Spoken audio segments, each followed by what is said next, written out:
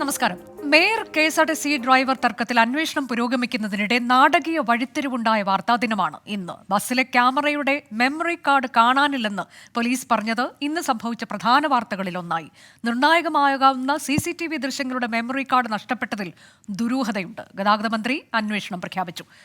Covishield വാക്സിന്റെ പാർശ്വഫലവുമായി ബന്ധപ്പെട്ട ആശങ്ക, അതിന്മേലുള്ള വിവാദം. ഇന്ന് സംഭവിച്ച മറ്റൊരു പ്രധാന വാർത്തയാണ് സുപ്രീംകോടതിയിലെ ഹർജി.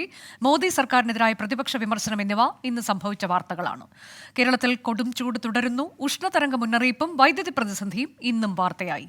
ഇന്ന് സംഭവിച്ചത് തുടങ്ങുന്നു. സ്വാഗതം എല്ലാ പ്രേക്ഷകർക്കും. ആദ്യം നമ്മൾ പോകുന്നത് കോവിഷീൽഡ് വാക്സിനുമായി ബന്ധപ്പെട്ടുള്ള വിവാദത്തിലേക്ക്. പാർശ്വഫലം ആയുധമാക്കി പ്രതിപക്ഷം.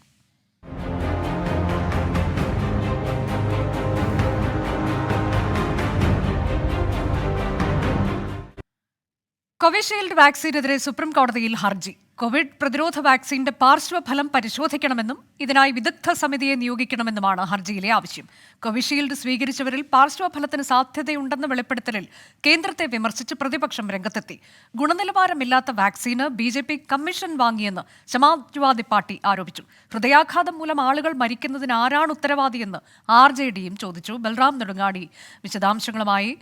ബൽറാം, ഇപ്പോൾ സുപ്രീം കോടതിയിലേക്ക് ഹർജി എത്തുന്നു. അത് കഴിഞ്ഞ ദിവസം ബ്രിട്ടനിൽ നിന്നൊക്കെ വന്ന വാർത്തയുടെ ചുവട് പിടിച്ചാണ് എന്നാണ് മനസ്സിലാക്കുന്നത്. ഇപ്പോൾ ഹർജിയിലെ ആവശ്യം എന്താണ്? ഒരു വിദഗ്ധ സമിതിയെ നിയോഗിക്കണം എന്നുള്ള ആവശ്യം. ആ ഹർജിയിൽ കോടതിയുടെ തീരുമാനം എന്താകും എന്നൊക്കെയുള്ള നമ്മൾ അറിയാൻ കാത്തിരിക്കുന്നു. എന്താണ് ഹർജിയിൽ പറയുന്നത്?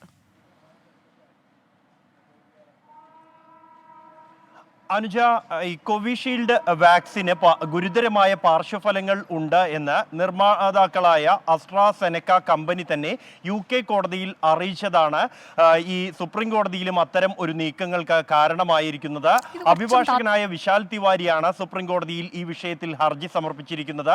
ഈ ഹർജിയിൽ പ്രധാനമായും ആവശ്യപ്പെടുന്നത് ഈ മരുന്നിൻ്റെ പാർശ്വഫലങ്ങൾ സംബന്ധിച്ച് പരിശോധിക്കണമെന്നും അതിനായി ഒരു വിദഗ്ധ സമിതിയെ നിയോഗിക്കണം എന്നുള്ളതുമാണ്. സുപ്രീം കോടതി ഈ വിഷയത്തിൽ എടുക്കുന്ന നിലപാട് എന്തായാലും ഇന്ത്യയിലെ അതിന്റെ പരിശോധന അടക്കമുള്ള തുടർ കാര്യങ്ങളിൽ ഏറെ നിർണായകമാകും. അതിനിടെ വിഷയം രാഷ്ട്രീയ ആയുധമാക്കിയിരിക്കുന്നു കേന്ദ്ര സർക്കാരിനും പ്രധാനമന്ത്രി നരേന്ദ്രമോദിക്കും എതിരായി പ്രതിപക്ഷം എന്നുള്ളതും ശ്രദ്ധേയമാണ്. തിരഞ്ഞെടുപ്പ് പ്രചാരണ റാലികളിലെല്ലാം തന്നെ പ്രധാനമന്ത്രി നരേന്ദ്രമോദി കഴിഞ്ഞ 10 വർഷത്തെ ഭരണ നേട്ടങ്ങൾ വിവരിക്കുന്ന ഘട്ടത്തിൽ കോവിഡ് സമയത്ത് വാക്സിൻ 100 കോടിയിലേറെ ജനങ്ങൾക്ക് ലഭ്യമാക്കാൻ കഴിഞ്ഞത് ഒരു നേട്ടം എടുത്തു പറയുന്നുണ്ട്. ഈ വിഷയമാണ് പുതിയ വെളിപ്പെടുത്തലിന്റെ അല്ലെങ്കിൽ കമ്പനിയുടെ ഏറ്റുപറയലിന്റെ പശ്ചാത്തലത്തിൽ പ്രതിപക്ഷ പാർട്ടികൾ എല്ലാവരും തന്നെ പ്രധാനമന്ത്രിക്കും BJPക്കും എതിരെ ആയുധമാക്കിയിരിക്കുന്നത്.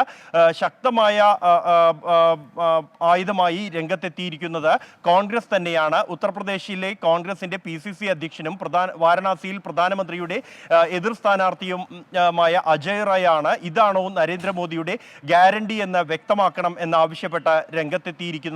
ഒപ്പം തന്നെ ആം ആദ്മി പാർട്ടി ആകട്ടെ ഈ വിഷയത്തിൽ 2021 തന്നെ ഈ വാക്സിന് പാർശ്വഫലങ്ങൾ ഉണ്ട് എന്ന റിപ്പോർട്ടുകൾ പുറത്തു വന്നെങ്കിലും അതിനുശേഷവും കേന്ദ്ര സർക്കാർ ഈ കോവിഷീൽഡ് വാക്സിൻ എടുക്കാൻ ആളുകളെ നിർബന്ധിച്ചുവെന്നും യാത്ര ചെയ്യാനുള്ള അനുമതി പോലും നിഷേധിച്ചുകൊണ്ടാണ് വാക്സിൻ എടുക്കാൻ ആളുകളെ നിർബന്ധിച്ചത് എന്നും അതുകൊണ്ട് തന്നെ പുതിയ പാർശ്വഫലങ്ങൾ ഉണ്ട് എന്ന ഈ വെളിപ്പെടുത്തലിന്റെ പശ്ചാത്തലത്തിൽ കേന്ദ്ര സർക്കാർ അതിനെ മറുപടി പറയണം എന്നും ഉള്ള ആവശ്യവുമായി രംഗത്തെത്തിയിരിക്കുന്നു. ഒപ്പം തന്നെ കേന്ദ്ര സർക്കാർ ഗുണനിലവാരം കുറഞ്ഞ വാക്സിനുകൾ വിതരണം ചെയ്ത് കമ്മീഷൻ കൈപ്പറ്റി BJP എന്ന ആരോപണമാണ് സമാജ്വാദി പാർട്ടി ഉന്നയിച്ചിരിക്കുന്നത്. അനുജ, അതാണിപ്പോൾ ഇതൊരു രാഷ്ട്രീയ വിവാദമായി കൂടി വളരുകയാണ്.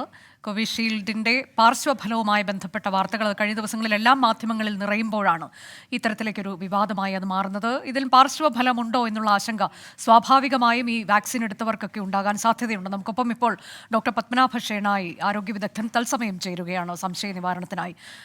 Doctor Shenoy, welcome. Good evening. നമ്മളൊരു ചെറിയ ഇടവേളയ്ക്ക് ശേഷമാണ് വീണ്ടും ഇങ്ങനെ ലൈവിൽ സംസാരിക്കുന്നത്. ഇപ്പോൾ നിലവിൽ ഇങ്ങനൊരു ആശങ്ക അത് സ്വാഭാവികമായി ഉണ്ടാകുന്നതാണ്. കാരണം വാർത്തകൾ വരുന്നത് ബ്രിട്ടനിൽ നിന്നാണ്. അവിടെ കോടതിയിൽ 50-ലേറെ കേസുകളുണ്ട് എന്നുള്ളതാണ്. ഇത്തരത്തിൽ പാർശ്വഫലവുമായി ബന്ധപ്പെട്ട്, കോവിഷീൽഡിൻ്റെ പാർശ്വഫലവുമായി ബന്ധപ്പെട്ട് മാത്രം എന്നുള്ളതാണ്. ഒരാൾ നൽകിയ ഹർജിയിലാണ് ഇപ്പോൾ ആസ്ട്രാസെനീക്ക സമ്മതിച്ചിട്ടുള്ളത് ഇത്തരത്തിൽ പാർശ്വഫലങ്ങൾ ഉണ്ടാകാൻ സാധ്യതയുണ്ട് എന്ന്. ഇതുവരെ അവർ സമ്മതിച്ചിരുന്നില്ല എന്നൊക്കെയുള്ള വാർത്തയാണ്. അപ്പോൾ ഇത് ഫെബ്രുവരിയിലാണ് അവർ സമ്മതിച്ചിട്ടുള്ളത്. അങ്ങനെ വരുമ്പോൾ അതൊരു ആശങ്കയിലേക്ക് പോകുന്ന സാഹചര്യമുണ്ടോ? ഡോക്ടർക്ക് എന്താണ് ഇതേക്കുറിച്ച് പറയാനുള്ളത്? ഇത് എനിക്ക് തോന്നുന്നു ഇത് നേരത്തെ തന്നെ അറിഞ്ഞൊരു കാര്യമാണ് അനുജ. ഇപ്പോ എനിക്ക് തോന്നുന്നു 2021 തന്നെ WHO ഒഫീഷ്യൽ ആയിട്ടുള്ള സ്റ്റേറ്റ്മെന്റ് ഉണ്ട്. വേൾഡ് ഓവർ 21 കേസ്, അതായത് ഈ വാക്സിൻ എടുത്തു കഴിയുമ്പോൾ 1-2 ആഴ്ചയ്ക്കുള്ളിൽ vaccine induced thrombosis and thrombocytopenia എന്ന് വെച്ചാൽ ത്രോംബോസിന്റെ രക്തം കട്ട പിടിക്കുന്നു. ത്രോംബോസൈറ്റോപീനിയ എന്ന് വെച്ച് കഴിഞ്ഞാൽ അതിലുള്ള രക്തത്തിലുള്ള പ്ലേറ്ററ്റിന്റെ അളവ് കുറയുന്നു. ഈ രണ്ട് പ്രശ്നങ്ങൾ ഒരുമിച്ച് വരുന്ന ഒരു ഇമ്മ്യൂൺ റിയാക്ഷൻ ആണ്. അത് വാക്സിൻ എടുത്തത് കഴിയുമ്പോൾ ഒരാഴ്ച കഴിയുമ്പോൾ ഇമ്മ്യൂൺ റിയാക്ഷൻ കാരണം ഇത് രണ്ടും കൂടി ഉണ്ടാകുന്ന ഒരു വളരെ റെയർ ആയിട്ടുള്ള ഒരു സിൻഡ്രോം ആണ് ഇത്. വളരെ റെയർ ആയിട്ടുള്ള സൈഡ് എഫക്റ്റ് ആണ് ഇത്. വെൽ നോൺ സൈഡ് എഫക്റ്റ് ആണ്. WHO തന്നെ 2021 തന്നെ ഒരു ക്വസ്റ്റ്യൻ സ്റ്റേറ്റ്മെന്റ് പോലും ഉണ്ട്, എങ്ങനെയാണ് ഇത് വരുന്നത്, എത്ര പേർക്ക് ഇത് വരുന്നു എന്ന് ചോദിച്ചു. അപ്പൊ സാധാരണ കണക്കുകൾ പറയുന്നത് 2 മുതൽ 3 ലക്ഷം ആളുകളിൽ ഒരാൾക്കാണ്. നമ്മൾ മനസ്സിലാക്കണം, 2 മുതൽ 3 ലക്ഷം ആളുകളിൽ ഒരാൾക്ക്. അങ്ങനെ പറയുമ്പോൾ എക്സ്ട്രീംലി റെയർ സൈഡ് എഫക്റ്റ് ആണ്. നമ്മൾ കോമൺ ആയിട്ട് കഴിക്കുന്ന അമോക്സിലിൻ ആന്റിബയോട്ടിക്കിന് പോലും അതിൽ കൂടുതൽ സൈഡ് എഫക്റ്റ് കാണും. അപ്പൊ ഇതിന്റെ സൈഡ് എഫക്ട് പ്രൊഫൈൽ നോക്കുമ്പോൾ എക്സ്ട്രീംലി റെയർ ആയിട്ടുള്ള ഒരു സൈഡ് എഫക്റ്റ് ആണ് ഈ വാക്സിൻ ഒരു ത്രോംബോസൈറ്റോപീനിയ എന്ന് പറയുന്നത്. ബാക്കി കോമൺ ആയിട്ട് സൈഡ് എഫക്ട് വാക്സിൻ എടുത്ത് നമുക്ക് എല്ലാം ഉണ്ടാകും. അതായത് വാക്സിൻ എടുത്ത് 1-2 ദിവസത്തേക്ക് ക്ഷീണം വരാം, ഇഞ്ചക്ഷൻ എടുത്ത സ്ഥലത്ത് വേദന, ഇങ്ങനെയുള്ള പ്രശ്നങ്ങളൊക്കെ ഒരു 10-30% ആളുകൾക്ക് ഉണ്ടാകാറുണ്ട്. പക്ഷേ ഈ സൈഡ് എഫക്ട് എന്ന് പറയുന്നത് എക്സ്ട്രീംലി റെയർ ആയിട്ടുള്ള സൈഡ് എഫക്റ്റ് ആണ്. ഇത് very well known side effect ആണ്. ഇപ്പൊ ഇത് ആസ്ട്രാസെനക്ക കോർട്ട് കേസിൽ അവർ ഒഫീഷ്യലായിട്ട് സമ്മതിച്ചു എന്നാണ് പറയപ്പെടുന്നത്. പക്ഷേ ഇത് വെൽ നോൺ ആണ്. ശാസ്ത്രലോകത്തിന് ഇത് മുമ്പ് തന്നെ ഇത് വ്യക്തമായിട്ട് അറിയാവുന്നതാണ്. ഈ വാക്സിൻ അല്ല, ഏത് വാക്സിൻ ആണെങ്കിലും, ഫൈസറിന്റെ വാക്സിൻ ആണെങ്കിൽ മയോകാർഡൈറ്റിസ് എന്ന് പറയുന്ന റെയർ ആയിട്ടുള്ള സൈഡ് എഫക്ട് ഉണ്ട്. അത് ഹാർട്ടിന്റെ പേശികളെ ബാധിക്കുന്ന ഒരു സൈഡ് എഫക്ട്. അതും കുറച്ച് റെയർ തന്നെയാണ്. 1 ലക്ഷത്തിൽ ഒരാൾക്കൊക്കെയാണ് അതും ഉണ്ടാകുന്നത്. അപ്പോൾ ഏത് വാക്സിൻ ആണെങ്കിലും, ആസ്ട്രാസെനക്കയുടെ വാക്സിനും കോവാക്സിനും എല്ലാ വാക്സിനുകൾക്കും അതിൻ്റെതായ ചെറിയ സൈഡ് എഫക്ട്, നമ്മൾ കഴിക്കുന്ന അമോക്സിലിൻ മരുന്നിന് പോലും ഞാൻ പറഞ്ഞ് മനസ്സിലായില്ലേ, ഒരു 1% ഒക്കെ എന്തെങ്കിലും സൈഡ് എഫക്റ്റുകൾ ഉണ്ടാകാം. അതുപോലെ റെയർ ആയിട്ടുള്ള ഒരു സൈഡ് എഫക്ട് ആണ് ഇത്. വെൽ നോൺ സൈഡ് എഫക്ട് ആണ്. പിന്നെ നമ്മൾ എന്തുകൊണ്ട് കൊടുത്തു, അത് നമ്മൾ മാത്രമല്ല ലോകത്തെ എല്ലാ രാജ്യങ്ങളും വാക്സിൻ കൊടുത്തിട്ടുണ്ട്. എന്തുകൊണ്ട് കൊടുത്തു എന്ന് ചോദിച്ചാൽ സിമ്പിൾ ആണ്. റിസ്ക് ബെനിഫിറ്റ് റേഷ്യോ നോക്കുമ്പോൾ വളരെ ബെറ്റർ ആണ്. കാരണം നമുക്കറിയാം, കോവിഡ് വാക്സിൻ എടുക്കാത്ത ഒരാൾക്ക് കോവിഡ് വന്നു കഴിഞ്ഞാൽ 100-ൽ 2 പേര് മരണപ്പെടും. അപ്പൊ 1 ലക്ഷം പേരിൽ എത്ര പേര് മരണപ്പെടും നമുക്ക് എല്ലാവർക്കും അറിയാം. അപ്പൊ 100-ൽ 2% മരണനിരക്കുള്ള ഒരു അസുഖത്തിന് 1 ലക്ഷത്തിലും 2 ലക്ഷത്തിലും ഒരാൾക്ക് സൈഡ് എഫക്ട് ഉണ്ടാകുന്ന ഒരു പ്രശ്നം നോക്കുമ്പോൾ എപ്പോഴും റിസ്ക് ബെനിഫിറ്റ് റേഷ്യോ, ബെനിഫിറ്റ് വളരെ കൂടുതലും റിസ്ക് വളരെ കുറവാണ്. അതുകൊണ്ടാണ് വാക്സിനേഷൻ പ്രോഗ്രാം നടത്തിയത്. ഇതെനിക്ക് തോന്നുന്നു ഈ തരുണത്തിലെ ഒരു വലിയൊരു കോൺട്രവേഴ്സി ഉണ്ടാകേണ്ട ഒരു ആവശ്യമോ അല്ലെങ്കിൽ ആളുകൾ പരിഭ്രാന്തരാകേണ്ട ഒരു കാര്യവും ഇല്ല എന്നാണ് എനിക്ക് തോന്നുന്നത്. അതെ, ഇതിപ്പോൾ ഈ ബ്രിട്ടനിൽ നിന്ന് വാർത്ത വരുമ്പോഴാണ് ഡോക്ടർ എനിക്ക് തോന്നുന്നു ഇതിപ്പോൾ ഒരു ആശങ്കയായി ഇവിടെയും മാറുന്നത്. ജാമി സ്കോട്ട് എന്നൊരാളാണ് അവിടെ 2021 മുതൽ 2021 അദ്ദേഹം ഈ വാക്സിൻ സ്വീകരിച്ചതെന്ന് പറയുന്നു. അതിനുശേഷം ഈ പറയുന്ന TTS, താങ്കൾ നേരത്തെ അത് വിശദമായി പറഞ്ഞു, രക്തം കട്ടപിടിക്കുന്നു, ഒപ്പം പ്ലേറ്റ്ലെറ്റ് കൗണ്ട് കുറയുന്നു എന്നുള്ളത്. ആ ഒരു പ്രതിഭാസം അദ്ദേഹത്തിന് അത് ഉണ്ടാകുന്നു. പിന്നീട് അദ്ദേഹം പറയുന്നത് തലച്ചോറിന് ക്ഷതമേൽക്കുന്ന തരത്തിലേക്ക് മരണത്തെ 3 തവണ മുഖാമുഖം കണ്ടു എന്നൊക്കെയുള്ള കാര്യങ്ങളാണ് അദ്ദേഹം ഉന്നയിക്കുന്നത്. അപ്പോൾ അതത്ര നിസാരമല്ല എന്ന തരത്തിലേക്ക് 50-ലേറെ കേസുകൾ ബ്രിട്ടനിൽ കോടതിയിലുണ്ട് എന്നൊക്കെ പറയുമ്പോഴാണ് ഇതിലൊരു ആശങ്ക വരുന്നതെന്ന് തോന്നുന്നു. അപ്പോൾ ഡോക്ടർ പറയുന്നു അത് ലക്ഷത്തിൽ 1-2-3 പേർക്ക് എന്ന തരത്തിലേക്കാണ് നമ്മൾ അതിനെ കാണേണ്ടത്. അതെ, 2 ലക്ഷത്തിൽ ഒരാൾക്ക് വെരി റെയർ. അപ്പൊ ഡെഫിനറ്റ്ലി ഇത് വെൽ നോൺ ആണ്. ഇപ്പൊ ഇന്ത്യയിലെ മൊത്തം കണക്ക് നോക്കുമ്പോൾ ഇന്ത്യയിൽ 10-200 കേസുകൾ ഉണ്ടായിരിക്കാനുള്ള സാധ്യതയുണ്ട്. നമ്മൾ 50 കോടി 60 കോടി ആൾക്ക് വാക്സിൻ കൊടുക്കുമ്പോൾ ഒരു 200 പേർക്കോ 300 പേർക്കോ ഒക്കെ ഇത് ഈ സൈഡ് എഫക്ട് ഉണ്ടായിരിക്കാനുള്ള സാധ്യത ഉണ്ട്. ഒരു സംശയവുമില്ല. ഞാൻ പറഞ്ഞില്ലേ, വാക്സിൻ എടുക്കുമ്പോൾ ഫോർ എക്സാമ്പിൾ ഒരാൾ വണ്ടിയിൽ പോകുമ്പോൾ നമുക്ക് ആക്സിഡന്റ് ഉണ്ടാക്കാനുള്ള ചാൻസിനേക്കാൾ കുറവാണ് ഇതിന്റെ റിസ്ക്. പിന്നെ നമ്മൾ മനസ്സിലാക്കേണ്ട ഒരു കാര്യം, definitely court battles are there. കോർട്ടിൽ കേസുകൾ ഉണ്ടാകുന്നു. ഇതൊരിക്കലും നിസാരമായ അസുഖമല്ല. ഇത് മാത്രമല്ല, ഫോർ എക്സാമ്പിൾ ഒരു 2 ലക്ഷത്തിലോ 3 ലക്ഷത്തിലോ ഒരാൾക്ക് ഗില്ലൻ ബാരി സിൻഡ്രോം എന്ന് പറയുന്ന ഞരമ്പുകളെ ബാധിക്കുന്ന രോഗവും റിപ്പോർട്ട് ചെയ്യപ്പെട്ടിട്ടുണ്ട് ഈ വാക്സിനിൽ 10 ലക്ഷം പേരിൽ ഒരാൾക്ക്. അപ്പം അതിന്റെ റിപ്പോർട്ട്സുകളും അടുത്ത് തന്നെ ചിലപ്പോൾ പുറത്തു വരാം. ഇത് ഓൾറെഡി ശാസ്ത്രലോകത്തിന് അറിയാവുന്ന കാര്യം തന്നെയാണ്. ഞാൻ പറഞ്ഞ മനസ്സിലായില്ല. അപ്പോൾ നമുക്ക് ഒരു സർജറി ചെയ്യുമ്പോൾ, ഒരാൾക്ക് സർജറി ചെയ്യുമ്പോൾ ഒരു കോംപ്ലിക്കേഷൻ കൂടുതൽ വൾണറബിൾ ആയ ആളുകൾ, അങ്ങനെ ഏതെങ്കിലും ഒരു കാറ്റഗറി ഉണ്ടോ? ഇത് ആരെയാണ് കൂടുതൽ ബാധിക്കാൻ സാധ്യതയുള്ളത് എന്ന തരത്തിൽ? അതാണ് അതിലോട്ട് ഞാൻ വരുന്നത്. ബേസിക്കലി ഫസ്റ്റ് ഡോസ് വാക്സിൻ എടുത്ത് കഴിയുമ്പോഴാണ് ഈ കോംപ്ലിക്കേഷൻ ഉണ്ടാകുന്നത്. അത് ഉണ്ടാകുന്നത് തന്നെ അതാണ് ആദ്യത്തെ ഡോസ്. അപ്പൊ ഇന്ത്യയിലെ ഓൾമോസ്റ്റ് എല്ലാവരും വാക്സിൻ എടുത്തു കഴിഞ്ഞു. അത് അവരാരും ഒരു തരത്തിലും ഭയക്കേണ്ട കാര്യമില്ല. കാരണം ഉണ്ടാകാനുണ്ടെങ്കിൽ ആദ്യത്തെ 10 ദിവസത്തിൽ ഉണ്ടായേനെ. ഇത് വാക്സിൻ എടുത്തു കഴിഞ്ഞാൽ 1-2 വർഷത്തിന് ശേഷം ഒരിക്കലും ഉണ്ടാകില്ല. അതുകൊണ്ട് അതിൽ ഭയക്കേണ്ട കാര്യമൊന്നുമില്ല. ഇതുകൊണ്ട് തന്നെ ഹാർട്ട് അറ്റാക്ക് വരുന്നതോ സ്ട്രോക്ക് വരുന്നതോ ഒന്നും ഇതിന്റെ ഈ കോംപ്ലിക്കേഷനേ അല്ല. ഈ രക്തം കട്ടപിടിച്ച് ത്രോംബോസൈറ്റോപീനിയ ഉണ്ടാകുന്നത് വേറെ ടോട്ടലി ഡിഫറെന്റ് ആയിട്ട് രോഗാവസ്ഥയാണ്. അപ്പൊ ഞാൻ 2021 2022 ഒക്കെ വാക്സിൻ എടുത്തു, ബൂസ്റ്റർ ഡോസ് എടുത്തു, എനിക്കിത് വരാനുള്ള സാധ്യത ഉണ്ടോ എന്ന് ചോദിച്ചാൽ ഇല്ല എന്നുള്ളത് തന്നെയാണ് വ്യക്തമായ ഉത്തരം. അതുകൊണ്ട് നമുക്ക് നമ്മുടെ നാട്ടിൽ ഇപ്പോൾ വാക്സിൻ എടുത്ത ആളുകളോട് പറയാനുള്ള ഒരു തരത്തിലും പരിഭ്രാന്തരാകേണ്ട കാര്യമില്ല. നിങ്ങൾക്ക് ഇനി ഇത് കാരണം ഒരു കോംപ്ലിക്കേഷൻ നിങ്ങൾക്ക് പോയി ഉണ്ടാകാനുള്ള സാധ്യത വളരെ കുറവാണ്.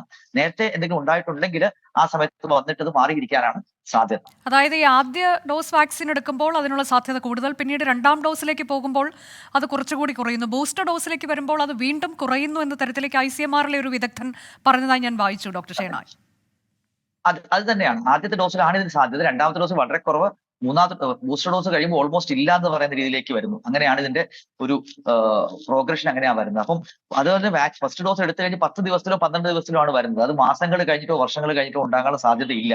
ഇതിൽ ആളുകൾ പരിഭ്രാന്തരാകുന്നത് പലപ്പോഴും ഈ വാക്സിൻ എടുത്തു കഴിഞ്ഞാൽ ഹാർട്ട് അറ്റാക്കിന് സാധ്യത വരും, രക്തക്കട്ട പിടിക്കും, ഇനി നിങ്ങൾക്ക് ഇത് ഹാർട്ട് അറ്റാക്ക് ഉണ്ടാകാനുള്ള സാധ്യത തുടങ്ങി ഫോൾസ് റൂമേഴ്സ് വാട്സാപ്പിൽ കുറെ കറങ്ങുന്നുണ്ട്. ഇതെല്ലാം നമുക്ക് തന്നെ പല സ്ഥലത്തു നിന്നും വരുന്നുണ്ട്. ഇവരോട് പറയാനുള്ളത് ഒരു തരത്തിലും പരിഭ്രാന്തിക്ക് ആവശ്യമില്ല. എന്തെങ്കിലും ഉണ്ടാകാനുണ്ടെങ്കിൽ തന്നെ 10 ദിവസത്തിനുള്ളിൽ ഉണ്ടായേനെ. അങ്ങനെ ഉണ്ടായിരിക്കാനുള്ള സാധ്യത വളരെ വളരെ കുറവാണ്. ഇന്ത്യ തന്നെ ഞാൻ പറഞ്ഞു 200-300 പേർക്കാണ് ഇന്ത്യ ഒട്ടാകെ നമ്മൾ 100-200 കോടി ഡോസ് വാക്സിൻ കൊടുത്ത ഒരു രാജ്യമാണ്. അപ്പൊ നമുക്കത് ഉണ്ടെങ്കിൽ തന്നെ വളരെ ചെറിയൊരു രീതിയിൽ വന്നു പോയിരിക്കാനുള്ള സാധ്യത ഉണ്ട്.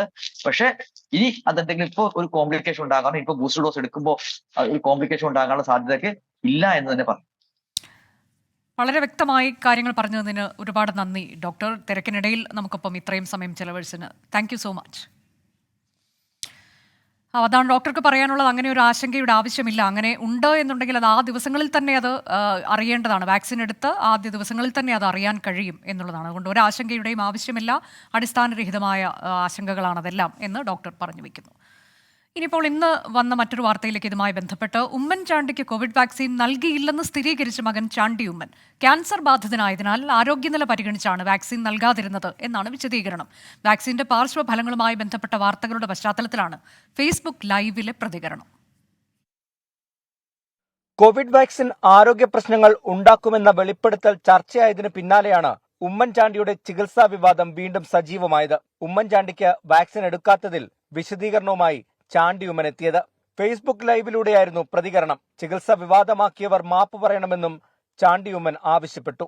അറ്റ്ലീസ്റ്റ് ഒരു മാപ്പെങ്കിലും എന്നോട് വേണ്ട, അദ്ദേഹത്തെ സ്നേഹിച്ച കേരള സമൂഹത്തോട് ശരിയോ തെറ്റോ ആവട്ടെ ആ വാർത്തയ്ക്ക് എന്തെങ്കിലും അടിസ്ഥാനമുണ്ടെങ്കിൽ മാത്രമേ കൊടുക്കാവുള്ളൂ. പക്ഷെ അദ്ദേഹത്തിന്റെ പിന്നിൽ വേറെ ആരൊക്കെ ഉള്ളതുകൊണ്ട് ഞാൻ അദ്ദേഹത്തിൽ നിന്ന് മാപ്പ് പ്രതീക്ഷിക്കുന്നില്ല. ആരാണെന്ന് കേരള സമൂഹം ഇന്നല്ലെങ്കിൽ നാളെ തിരിച്ചറിയും. ഉമ്മൻചാണ്ടിക്ക് മതിയായ ചികിത്സ നൽകുന്നില്ലെന്ന പരാതി സമൂഹ മാധ്യമങ്ങളിൽ ചർച്ചയായതിനു പിന്നാലെ ഉമ്മൻചാണ്ടിയുടെ സഹോദരൻ രംഗത്ത് വന്നിരുന്നു. 24 കോട്ടയം. തർക്കത്തിൽ നാടകീയ വഴിത്തിരിവ്.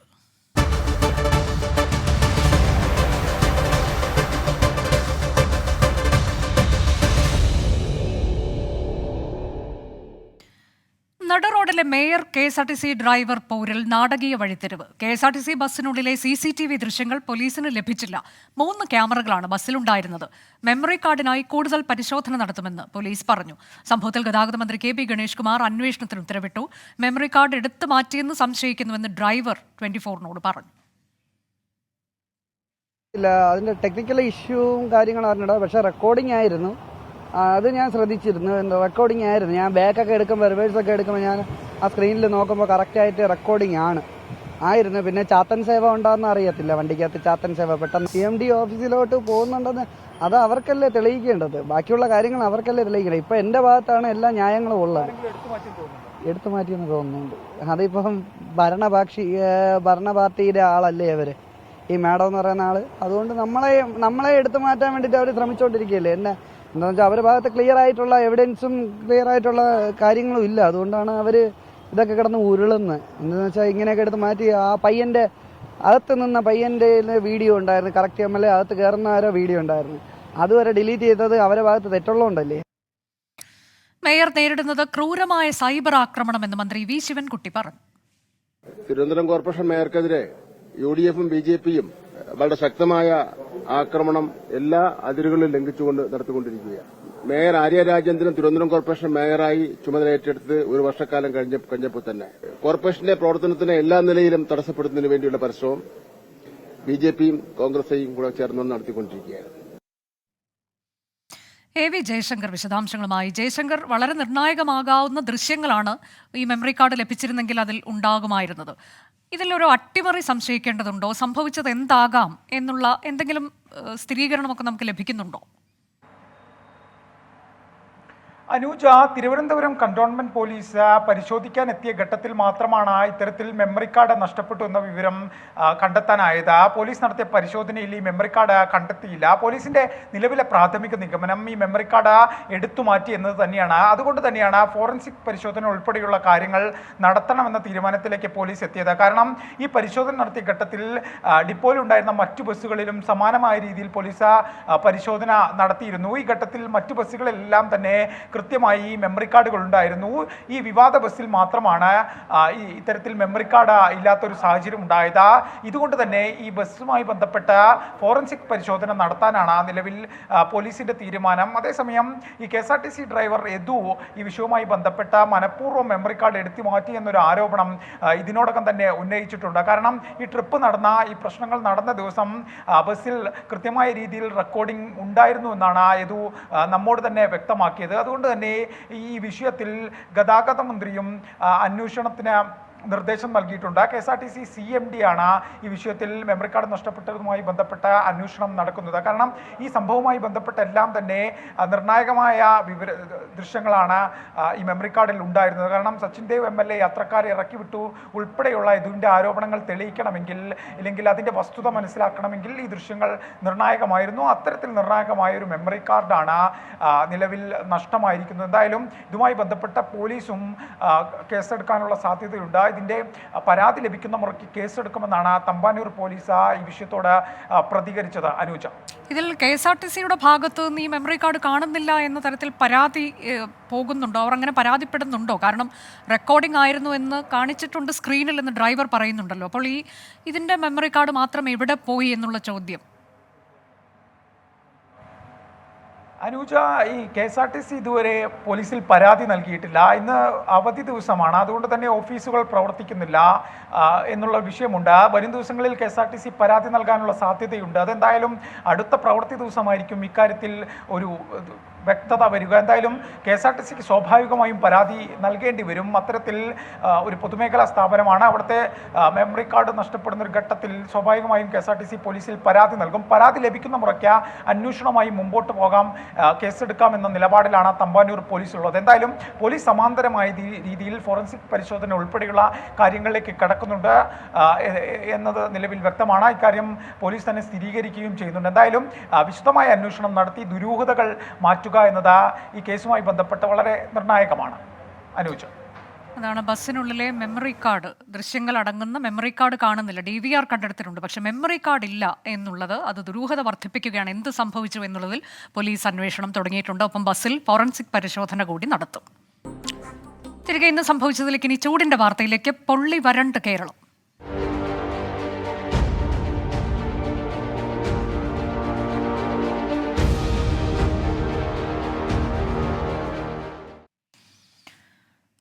ജില്ലകളിൽ ഉഷ്ണതരംഗ മുന്നറിയിപ്പ് തുടരുമെന്ന് കേന്ദ്ര കാലാവസ്ഥാ നിരീക്ഷണ കേന്ദ്രം. പാലക്കാട്, തൃശൂർ, കോഴിക്കോട് ജില്ലകളിലാണ് മുന്നറിയിപ്പ് തുടരുക. നാളെ വരെയാണ് മുന്നറിയിപ്പ്. അലക്സ് റാം മുഹമ്മദ് വിശദാംശങ്ങളുമായി. അലക്സ്, കഴിഞ്ഞ ദിവസം പാലക്കാടും തൃശ്ശൂരിലും ഉഷ്ണതരംഗമുണ്ടായിരുന്നു. ഇപ്പോൾ അത് മുന്നറിയിപ്പ് എന്ന തരത്തിലേക്ക് മാറിയെന്നാണോ? എന്താണ് ഏറ്റവും പുതിയ സാഹചര്യം? അനുജ, തീർച്ചയായും. അതായത് ഉഷ്ണതരംഗം സ്ഥിരീകരിച്ചിട്ടില്ല ജില്ലകളിൽ. ഉഷ്ണതരംഗം മുന്നറിയിപ്പാണ് നിലനിൽക്കുന്നത്. 4 ജില്ലകളിലാണ് നേരത്തെ നൽകിയിരുന്നത്. അതിൽ ആലപ്പുഴ ഒഴിവാക്കിയിട്ടുണ്ട്. പകരം പാലക്കാട്, ഒപ്പം കോഴിക്കോട് ജില്ലകൾ, ഒപ്പം അതോടൊപ്പം തന്നെ മറ്റൊരു ജില്ല കൂടിയുള്ളത് തൃശ്ശൂരാണ്. തൃശ്ശൂരിലും ഈ ഉഷ്ണതരംഗ മുന്നറിയിപ്പ് നിലനിൽക്കുന്നു എന്നുള്ളതാണ് ഈ ഘട്ടത്തിലും.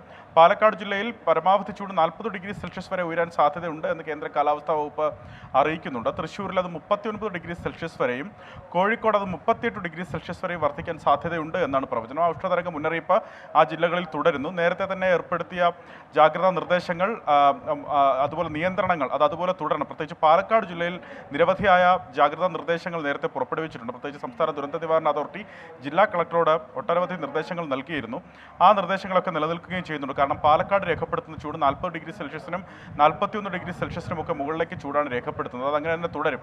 അതായത് സാധാരണ രേഖപ്പെടുത്തുന്നതിനേക്കാൾ 3 മുതൽ 5 ഡിഗ്രി സെൽഷ്യസ് വരെ ചൂട് സംസ്ഥാനത്തെ പല ജില്ലകളിലും രേഖപ്പെടുത്തും അടുത്ത ദിവസങ്ങളിലും എന്നുള്ളതാണ് മുന്നറിയിപ്പ്. മറ്റു ജില്ലകളുടെ കാര്യം പരിശോധിച്ചാൽ കൊല്ലം ജില്ലയിൽ ഒപ്പം കോട്ടയം ജില്ലയിലും 38 ഡിഗ്രി സെൽഷ്യസ് വരെ താപനില വർദ്ധിക്കാൻ സാധ്യതയുണ്ട്. ആലപ്പുഴയും പത്തനംതിട്ടയും കണ്ണൂരും 37 ഡിഗ്രി സെൽഷ്യസ് വരെ താപനില ഉയരാൻ സാധ്യതയുണ്ട്. തിരുവനന്തപുരം, എറണാകുളം, കാസർഗോഡ്, മലപ്പുറം ജില്ലകളിൽ 36 ഡിഗ്രി സെൽഷ്യസ് വരെ താപനില വർദ്ധിക്കാനും സാധ്യതയുണ്ട് എന്നുള്ളതാണ് പ്രവചനം. മറ്റൊരു പ്രധാനപ്പെട്ട മുന്നറിയിപ്പ് നേരത്തെ നൽകിയിരുന്നത് ഇന്ന് ഉച്ചയ്ക്ക് ശേഷം ഈ ഹ്യൂമിഡിറ്റി, അത് ഈ അന്തരീക്ഷത്തിലെ ആർദ്രത അത് 55 മുതൽ 65% വരെ ഉയരാൻ സാധ്യത ഉള്ളതിനാൽ കൂടിയ ചൂടും അതുപോലെ അസ്വസ്ഥതയുള്ള അന്തരീക്ഷത്തിനും സാധ്യതയുണ്ട് എന്നൊരു മുന്നറിയിപ്പ് നേരത്തെ നൽകിയിരുന്നു. അത്തരത്തിൽ തീരപ്രദേശങ്ങളിലും അതുപോലെ ഉൾപ്രദേശങ്ങളിലും ആ തരത്തിൽ വരണ്ട അന്തരീക്ഷ സ്ഥിതി തുടരും. ആ തരത്തിലായിരിക്കും അനുഭവവേദ്യമാകുക. ആളുകൾക്ക് അസഹനീയമായ ഉഷ്ണം അനുഭവവേദ്യമാകും എന്നുള്ള മുന്നറിയിപ്പ് നൽകിയിരുന്നു. അതിനാൽ ജാഗ്രത പാലിക്കേണ്ടതുണ്ട് എന്നുള്ളതാണ് ഏറ്റവും പ്രധാനപ്പെട്ട കാര്യം. പ്രത്യേകിച്ച് ഈ ഉഷ്ണതരംഗ മുന്നറിയിപ്പ് നിൽക്കുന്ന പശ്ചാത്തലത്തിൽ കർശനമായ ജാഗ്രത പാലിക്കണം. പ്രത്യേകിച്ച് പകൽ സമയങ്ങളിലെ ജോലി സമയം ക്രമീകരിക്കണം. ഒപ്പം നിർജ്ജലീകരണം തടയാൻ ധാരാളം വെള്ളം കുടിക്കുന്നതടക്കമുള്ള ജാഗ്രതാ മുന്നറിയിപ്പുകൾ പാലിക്കണം. ഈ ഉയർന്ന താപനില മുന്നറിയിപ്പ് നൽകുമ്പോഴും അനുജ ആശ്വാസകരമാകുന്ന കാര്യം സംസ്ഥാനത്ത് വേനൽ മഴയ്ക്ക് ഉള്ള സാധ്യത കൂടി കേന്ദ്ര കാലാവസ്ഥാ വകുപ്പ് പ്രവചിക്കുന്നുണ്ടെന്നുള്ളതാണ്. ഈ അടുത്ത ദിവസങ്ങളിൽ ഇന്നും നാളെയുമൊക്കെ തെക്കൻ കേരളത്തിലും മധ്യ കേരളത്തിലും വിവിധയിടങ്ങളിൽ വേനൽ മഴ ലഭിച്ചേക്കും എന്നുള്ളതാണ് മുന്നറിയിപ്പ്. മെയ് 6 ശേഷം സംസ്ഥാനത്ത് പരക്കെ വേനൽ മഴയ്ക്ക് സാധ്യതയുണ്ട്.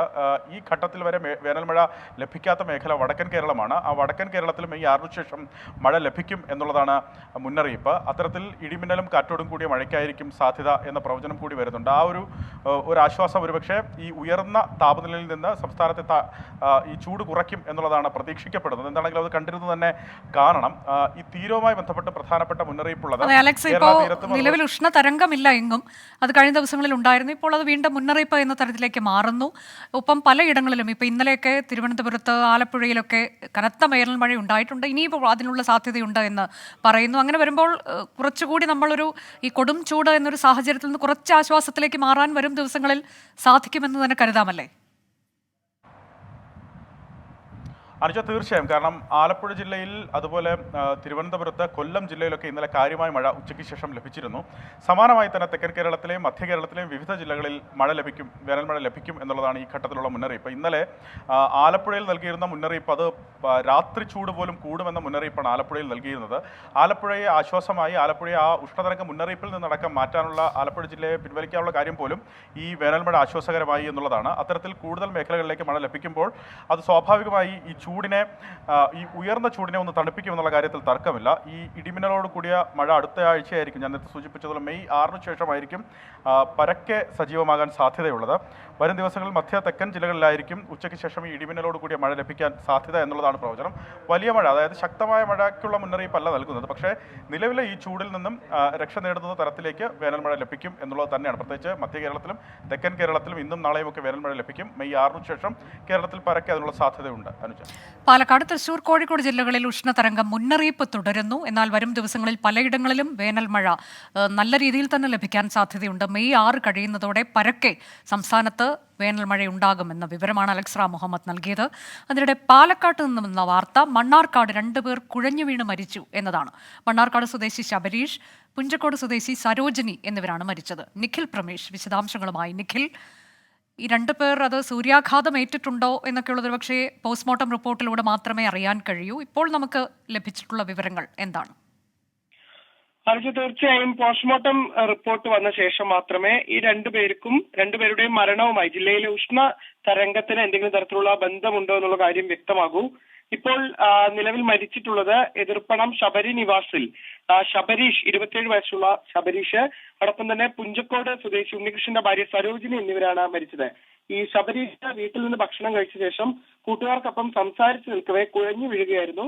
ഉടനെ താലൂക്ക് ആശുപത്രിയിൽ എത്തിച്ചെങ്കിലും ജീവൻ രക്ഷിക്കാനായില്ല. 2 പേരുടെ മരണം സ്ഥിരീകരിച്ചിരിക്കുകയാണ് ഈ ദിവസം. വളരെ ഗൗരവത്തിലാണ് ആരോഗ്യവകുപ്പ് അടക്കം ഈ വിഷയങ്ങളെ കാണുന്നത്.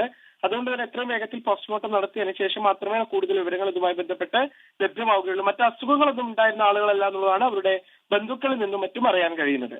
പാലക്കാട് മണ്ണാർക്കാടാണ് 2 പേർ കുഴഞ്ഞു വീണ് മരിച്ചത്. ഇവർക്ക് അസുഖങ്ങളൊന്നും ഉണ്ടായിരുന്നില്ല. അതുകൊണ്ട് തന്നെ എന്താണ് മരണകാരണം എന്നുള്ളത് ആരോഗ്യവകുപ്പും ഗൗരവത്തോടെ തന്നെ പരിശോധിക്കുന്നു എന്നതാണ് നിഖിൽ പ്രമേഷ് നൽകിയ വിവരം. പോസ്റ്റ്മോർട്ടം നടപടികളിലൂടെ മാത്രമേ, ആ റിപ്പോർട്ടിലൂടെ മാത്രമേ എന്താണ് മരണകാരണം എന്നത് സ്ഥിരീകരിക്കൂ. സൂര്യാഘാതം എന്നുള്ളത് തള്ളിക്കളയാൻ കഴിയില്ല എന്നതാണ്. ഇന്നലെ നമ്മൾ ആലപ്പുഴ ജില്ലയിലെ കുടിവെള്ളക്ഷാമം എത്ര രൂക്ഷമാണ് എന്ന റിപ്പോർട്ട് പ്രേക്ഷകരിലേക്ക് എത്തിച്ചിരുന്നു. ഇന്ന് നമ്മൾ പോകുന്നത് കാസർഗോഡ് ജില്ലയിലേക്കാണ്. ശുദ്ധജലക്ഷാമം രൂക്ഷമാണ്. അവിടെയും ഉറവകളെല്ലാം വറ്റിവരേണ്ടതോടെ കുടിവെള്ളത്തിനായി എന്തു ചെയ്യണമെന്നറിയാത്ത അവസ്ഥയിലാണ് ജനങ്ങൾ. തദ്ദേശ സ്ഥാപനങ്ങളുടെ നേതൃത്വത്തിൽ നടക്കുന്ന കുടിവെള്ള വിതരണമാണ് കനത്ത ചൂടിലെ ഏക ആശ്വാസം.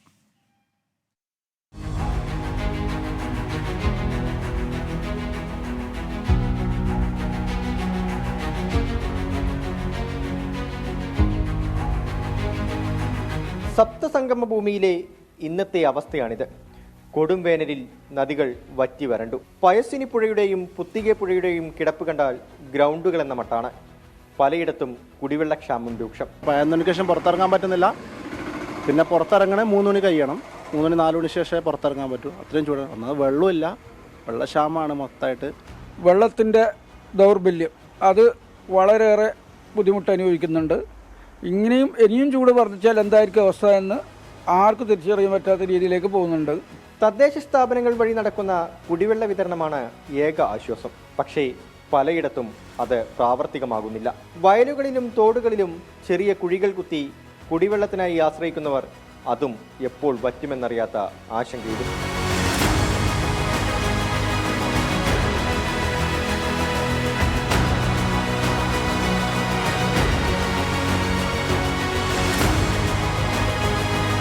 കൃഷിയായിട്ട് ബന്ധപ്പെട്ടൊരു ഏരിയയാണ്. ഇപ്പം ഞങ്ങളുടെ നാട്ടിൽ തന്നെ പറയുകയാണെങ്കിൽ വെള്ളത്തിന് ഭയങ്കര ക്ഷാമമാണ്. അതുപോലെ തന്നെ എനിക്ക് തോന്നുന്നു ഇത്രയും കാലത്തിനിടയിൽ ഇത്രയും ചൂട് അനുഭവപ്പെട്ടിട്ടില്ല. ഭയങ്കര ചൂടാണ്. ഒരു 4 മണിയൊക്കെ കഴിയണം കുറച്ചും കൂടെ ഒരു ചൂടിൻ്റെ ആ ഒരു തീവ്രത കുറയണമെങ്കിൽ. രാത്രിയാണെങ്കിൽ പോലും ഒന്ന് ഉറങ്ങാൻ വേണ്ടി പറ്റാത്ത ഒരു അവസ്ഥയാണ്. അത്രയും ചൂടാണ്. വേനൽ കടുക്കുമെന്നാണ് കാലാവസ്ഥാ വകുപ്പിൽ നിന്നുള്ള മുന്നറിയിപ്പ്. ഭൂപ്രകൃതിയുമായി താരതമ്യം ചെയ്താൽ ഇതുവരെ ഇല്ലാത്തത്ര കുടിവെള്ളക്ഷാമത്തിലേക്ക് ജില്ല കടക്കും. കനത്ത ചൂടിൽ ജില്ല അനുഭവിക്കുന്ന ദുരിതം കാണിക്കാൻ ഏറ്റവും നല്ല ഉദാഹരണം ഈ പുത്തികെ പുഴയാണ്. 14 പുഴകളുള്ള തുളുനാട്ടിലെ ഇന്നത്തെ അവസ്ഥയാണിത്. ചുട്ടുപൊള്ളുകയാണ് ഈ നാട്. വിജേഷ് അണങ്ങൂരിനൊപ്പം അരുൺ പാറക്കൽ, 24 കാസർഗോഡ്. അതാണ് കാസർഗോഡ് ജില്ലയിലെ നിലവിലെ അവസ്ഥ. സംസ്ഥാനത്ത് ചൂട് കൂടുന്നതിനനുസരിച്ച് വൈദ്യുതി ഉപയോഗവും വർദ്ധിക്കുകയാണ്. വൈദ്യുതി ഉപയോഗം സർവ്വകാല റെക്കോർഡിലെത്തി. വൈദ്യുതി നിയന്ത്രണം ഏർപ്പെടുത്തുന്നതിൽ നാളെ ചേരുന്ന ഉന്നതതല യോഗം തീരുമാനമെടുക്കും. VA ഗിരീഷ് വിശദാംശങ്ങളുമായി. ഗിരീഷ്, ഓരോ ദിവസവും വൈദ്യുതി ഉപഭോഗത്തിൽ റെക്കോർഡ് എന്ന അവസ്ഥയിലേക്ക് കാര്യങ്ങൾ എത്തുന്നു. ഇന്നത്തെ ഉപഭോഗത്തിന്റെ കണക്കുകളൊക്കെ എങ്ങനെയാണ്? ഇനിയിപ്പോൾ നാളെ ചേരാനിരിക്കുന്ന യോഗത്തിൽ ലോഡ് ഷെഡിംഗ് എന്നൊക്കെയുള്ളതിലേക്ക് എത്തിച്ചേരുമെന്ന് ഏറെക്കുറെ ഉറപ്പിക്കാമല്ലേ ഈ തരത്തിലേക്കാണെങ്കിൽ? അനുജ, സംസ്ഥാനത്ത് ചൂട് കൂടുന്നതിനനുസരിച്ച് വൈദ്യുതി ഉപഭോഗവും വർദ്ധിക്കുന്ന ഒരു അസാധാരണമായ സവിശേഷമാണ് നിലനിൽക്കുന്നത്. ഓരോ ദിവസവും അനുജ ചൂണ്ടിക്കാണിച്ചതുപോലെ റെക്കോർഡുകൾ ഉണ്ടാകുന്നു ഉപയോഗത്തിൽ. കഴിഞ്ഞ ദിവസം ഇന്നലെ ഉപയോഗിച്ചത് 113.26 ദശലക്ഷം യൂണിറ്റ് വൈദ്യുതിയാണ്. ഇതിൽ സംസ്ഥാനത്തെ ജലവൈദ്യുത പദ്ധതികളിൽ നിന്ന് ഉൽപ്പാദിപ്പിച്ചത് 22 ദശലക്ഷമാണ്. ബാക്കി 89 ദശലക്ഷവും പുറത്തുനിന്ന് കൊണ്ടുവരേണ്ട ഒരു അവസ്ഥയിലേക്ക് KSEB എത്തിച്ചേർന്നിരിക്കുന്നു. ഇത് കേന്ദ്ര പൂളിൽ നിന്ന് ലഭിക്കുന്നതല്ല, മറിച്ച് സ്വകാര്യ താപവൈദ്യുത നിലയങ്ങളിൽ നിന്നാണ് KSEB വൻ തുക കൊടുത്ത് ഈ വൈദ്യുതി കൊണ്ടുവരുന്നത്. പക്ഷേ ഈ കൊണ്ടുവരുന്ന സാമ്പത്തിക ബാധ്യത മാത്രമല്ല ഇപ്പോൾ KSEB ഏറ്റവും കൂടുതൽ പ്രതിസന്ധിയിലാക്കുന്നത്. ഈ പീക്ക് സമയത്തുള്ള വളരെ ഉയർന്ന ഉപഭോഗം KSEBയുടെ പ്രസരണ വിതരണ ശൃംഖലകളെ സാരമായി ബാധിക്കുന്നു എന്നുള്ളതാണ്. കാരണം താങ്ങാനാവുന്നതിലധികം വൈദ്യുതി ഉപയോഗിക്കുന്നതിലൂടെ ഈ ലൈനുകൾ ഡ്രിപ്പാകുന്നു. അതോടൊപ്പം തന്നെ ട്രാൻസ്ഫോമറുകൾക്ക് വലിയ തരത്തിലുള്ള തകരാറുകൾ ഉണ്ടാകുന്നു. ഇത് KSEBക്ക് ഉണ്ടാക്കുന്നത് വലിയ തരത്തിലുള്ള ഒരു പ്രതിസന്ധിയാണ്. അതുകൊണ്ട് തന്നെ സംസ്ഥാനത്ത് വൈദ്യുതി നിയന്ത്രണം ആവശ്യമാണ് എന്നുള്ളതാണ് KSEBയുടെ നിലപാട്. നാളെ ചേരുന്ന ഉന്നതതല യോഗത്തിൽ ഇക്കാര്യം ചർച്ച ചെയ്യും. വൈദ്യുതി മന്ത്രി K കൃഷ്ണൻകുട്ടി, വൈദ്യുതി ബോർഡ് ചെയർമാൻ, ഉന്നത ഉദ്യോഗസ്ഥർ തുടങ്ങിയവരെല്ലാം തന്നെ ഈ യോഗത്തിൽ പങ്കെടുക്കുന്നുണ്ട്. ഈ യോഗത്തിലായിരിക്കും ഏത് തരത്തിലുള്ള നിയന്ത്രണം വേണമെന്നത് സംബന്ധിച്ച ഒരു തീരുമാനമെടുക്കുക. പവർ കട്ടാണോ, ലോഡ് ഷെഡിംഗ് ആണോ, അതോ പകൽ സമയത്ത് ഏതെങ്കിലും തരത്തിലുള്ള നിയന്ത്രണങ്ങളാണോ തുടങ്ങിയ കാര്യങ്ങളെല്ലാം നാളെ ചേരുന്ന യോഗം തീരുമാനമെടുക്കും. ഇതിനുശേഷം മുഖ്യമന്ത്രിയുടെ അനുവാദത്തോടെ, സംസ്ഥാന സർക്കാരിൻ്റെ അനുവാദത്തോടു കൂടിയായിരിക്കും ഏതെങ്കിലും തരത്തിലുള്ള നിയന്ത്രണങ്ങൾ സംസ്ഥാന സംസ്ഥാനത്ത് നടപ്പാക്കുക. ഏതായാലും സമീപ ചരിത്രത്തിൽ എങ്ങുമില്ലാത്ത വിധം അസാധാരണ ഒരു പ്രതിസന്ധിയിലേക്ക് KSEB എത്തിയിരിക്കുന്നു. പലയിടത്തും ഈ വൈദ്യുതി മുടങ്ങുന്നത് പതിവായതോടെ ജനങ്ങളും KSEB ജീവനക്കാരും തമ്മിലുള്ള സംഘർഷത്തിലേക്കും ഇത് വഴിവെക്കുന്നുണ്ട്. കഴിഞ്ഞ ദിവസം ഇക്കാര്യത്തിൽ KSEB തന്നെ ഒരു പരസ്യ പ്രസ്താവന ഇറക്കിയിരുന്നു. KSEBയിൽ ജോലി ചെയ്യുന്നവരും മനുഷ്യരാണ്, അവരെ ഉപദ്രവിക്കരുത് എന്നൊക്കെ ചൂണ്ടിക്കാട്ടിയായിരുന്നു ഈ പ്രസ്താവന. ഈയൊക്കെ ഒരു സാഹചര്യത്തിൽ സംസ്ഥാനത്ത് വൈദ്യുതി നിയന്ത്രണം ഏർപ്പെടുത്തണം എന്നുള്ളത് തന്നെയാണ് KSEB ഇപ്പോഴും ആവശ്യപ്പെടുന്നത്. അനുജ, അതിലെന്ത് തീരുമാനമുണ്ടാകുമെന്ന് നാളെ അറിയാൻ കഴിയും. ഏതായാലും ഓരോ ദിവസവും റെക്കോർഡുമായി വൈദ്യുതി ഉപഭോഗം അങ്ങനെ കുതിക്കുന്നു. ഇന്ന് സംഭവിച്ച മറ്റൊരു പ്രധാനപ്പെട്ട വാർത്തയിലേക്ക്. തൃശൂർ ജില്ലാ കമ്മിറ്റിയുടെ ബാങ്ക് അക്കൗണ്ട് ആദായ നികുതി വകുപ്പ് മരവിപ്പിച്ചത് ബാങ്കിന്റെ വീഴ്ച മൂലമെന്ന് CPIM. Pan number bank of India അധികൃതർ തെറ്റായി രേഖപ്പെടുത്തിയെന്ന് തൃശൂർ ജില്ലാ സെക്രട്ടറി MM വർഗീസ് പറഞ്ഞു. തെറ്റ് സംബന്ധിച്ച് ബാങ്ക് ഓഫ് ഇന്ത്യ അധികൃതർ പാർട്ടിക്ക് കത്ത് നൽകി. ആദായ നികുതി വകുപ്പിന്റെ നടപടികളെ നിയമപരമായി നേരിടുമെന്ന് MM വർഗീസ് വ്യക്തമാക്കി. അശ്വിൻ പാലാഴി വിശദാംശങ്ങളുമായി. അശ്വിൻ, ഇതിൽ എന്ത് സംഭവിച്ചിട്ടുണ്ട് എന്നുള്ളതാണ്. 1 കോടി രൂപ തിരിച്ചടയ്ക്കാൻ കഴിഞ്ഞ ദിവസം CPIM ചെല്ലുന്നു. ഇതെല്ലാം നമ്മൾ തത്സമയം തന്നെ കണ്ടതുമാണ്. ഇവിടെ pan number bank of India അധികൃതർ തെറ്റായി രേഖപ്പെടുത്തി എന്നുള്ളതാണ് അതിൽ സംഭവിച്ച ഏറ്റവും പ്രധാനപ്പെട്ട വീഴ്ച. അനുജ, ലോക്സഭാ തെരഞ്ഞെടുപ്പ് പ്രഖ്യാപിച്ച അന്നു മുതൽ CPIM തൃശ്ശൂർ ജില്ലാ കമ്മിറ്റി സമാനതകളില്ലാത്ത പ്രതിസന്ധിയിലൂടെയാണ് കടന്നു പോകുന്നത്. പ്രത്യേകിച്ച് ഈ ബാങ്ക് ഓഫ് ഇന്ത്യയിലെ ബാങ്ക് അക്കൗണ്ടുമായി ബന്ധപ്പെട്ട വിവാദങ്ങൾ വലിയ തോതിൽ പാർട്ടിയെ ഉലയ്ക്കുന്നുണ്ടായിരുന്നു. എന്തായാലും അതുമായി ബന്ധപ്പെട്ട വിശദീകരണമാണ് ഇന്ന് CPIM ജില്ലാ സെക്രട്ടറി MM വർഗീസ് നൽകിയത്. ബാങ്ക് അക്കൗണ്ട് രൂപീകരിക്കാൻ ബാങ്ക് ഓഫ് ഇന്ത്യയിൽ പാർട്ടി നൽകിയിരുന്നത് കേന്ദ്ര കമ്മിറ്റിയുടെ പാൻ നമ്പറാണ്. ഈ pan number bank of India അധികൃതർ രേഖപ്പെടുത്തിയത് തെറ്റായാണ്. അതുകൊണ്ടാണ് നിലവിൽ ഇത്രയും പ്രശ്നങ്ങൾ പാർട്ടിക്ക് നേരിടേണ്ടി വരുന്നത് എന്നുള്ളതാണ് ജില്ലാ കമ്മിറ്റിയുടെ വിശദീകരണം. T എന്ന അക്ഷരത്തിനു പകരം J എന്നാണ് രേഖപ്പെടുത്തിയത്. അതാണ് ഈ ബാങ്ക് അക്കൗണ്ട് അനധികൃതമെന്ന് ആദായ നികുതി വകുപ്പ് പറയാൻ കാരണമെന്നാണ് പറയുന്നത്. എന്തായാലും ഇത് ഈ തെറ്റ് സമ്മതിച്ചുകൊണ്ട് ബാങ്ക് ഓഫ് ഇന്ത്യ തന്നെ പാർട്ടിക്ക് രേഖാമൂലം കത്ത് നൽകിയിട്ടുണ്ട് എന്നും പറയുന്നുണ്ട്. ഒപ്പം കഴിഞ്ഞ ദിവസം, അതായത് ഇന്നലെ, ഈ 1 കോടി രൂപയുമായി ബാങ്കിലെത്താൻ ആദായ നികുതി വകുപ്പ് തന്നെയാണ് ആവശ്യപ്പെട്ടത്. ആ ആവശ്യപ്രകാരം ചെന്നപ്പോഴാണ് ഇത്തരത്തിൽ നിലപാട് മാറ്റിക്കൊണ്ട് ഈ 1 കോടി രൂപ പിടിച്ചെടുക്കുന്നതിലേക്ക് ആദായ നികുതി വകുപ്പ് പോയത്. ഇതൊക്കെ കേന്ദ്ര അധികാരം ഉപയോഗിച്ച് പാർട്ടിയെ വേട്ടയാടുന്നതിൻ്റെ ഭാഗമായാണ് എന്നുകൂടി ജില്ലാ കമ്മിറ്റി ആരോപിക്കുന്നുണ്ട്. ഇതിനെല്ലാം തന്നെ നിയമപരമായി നേരിടാനാണ് ജില്ലാ കമ്മിറ്റിയുടെ തീരുമാനം. വരും ദിവസങ്ങളിൽ ഇതുമായി ബന്ധപ്പെട്ട നിയമോപദേശമടക്കം തേടിയ ശേഷം ശക്തമായ നിയമ നടപടിയുമായി മുന്നോട്ട് പോകും എന്നുള്ളതാണ് പാർട്ടിയുടെ വിശദീകരണം. ബാങ്ക് ഓഫ് ഇന്ത്യ അധികൃതരുടെ വീഴ്ച മൂലമാണ് ഈ സംഭവങ്ങൾ. ആദായ നികുതി വകുപ്പ് അത്തരത്തിലേക്ക് ബാങ്ക് അക്കൗണ്ട് മരവിപ്പിച്ചത് പാൻ നമ്പർ തെറ്റായി രേഖപ്പെടുത്തി എന്നുള്ളതാണ് ഇന്നിപ്പോൾ ജില്ലാ സെക്രട്ടറി അറിയിച്ചത്. ഇന്നത്തെ മറ്റൊരു പ്രധാനപ്പെട്ട വാർത്തയിലേക്ക്. ഡ്രൈവിംഗ് ടെസ്റ്റ് പരിഷ്കാരത്തിൽ പ്രതിഷേധം കടുപ്പിക്കാൻ ഡ്രൈവിംഗ് സ്കൂൾ ഉടമകൾ. നാളെ മുതൽ ടെസ്റ്റുകൾ ബഹിഷ്കരിക്കാനാണ് എറണാകുളത്തെ ഡ്രൈവിംഗ് സ്കൂൾ ഉടമകളുടെ സംഘടനകളുടെ തീരുമാനം. വിഷ്ണു സുരേഷ് വിവരങ്ങളുമായി. വിഷ്ണു, ഇത് സംസ്ഥാന വ്യാപകമായൊരു പ്രതിഷേധത്തിലേക്ക് ഇവർ പോകുന്നുവെന്നാണോ, അതോ എറണാകുളം ജില്ലയിൽ മാത്രം പ്രതിഷേധം എന്നാണോ?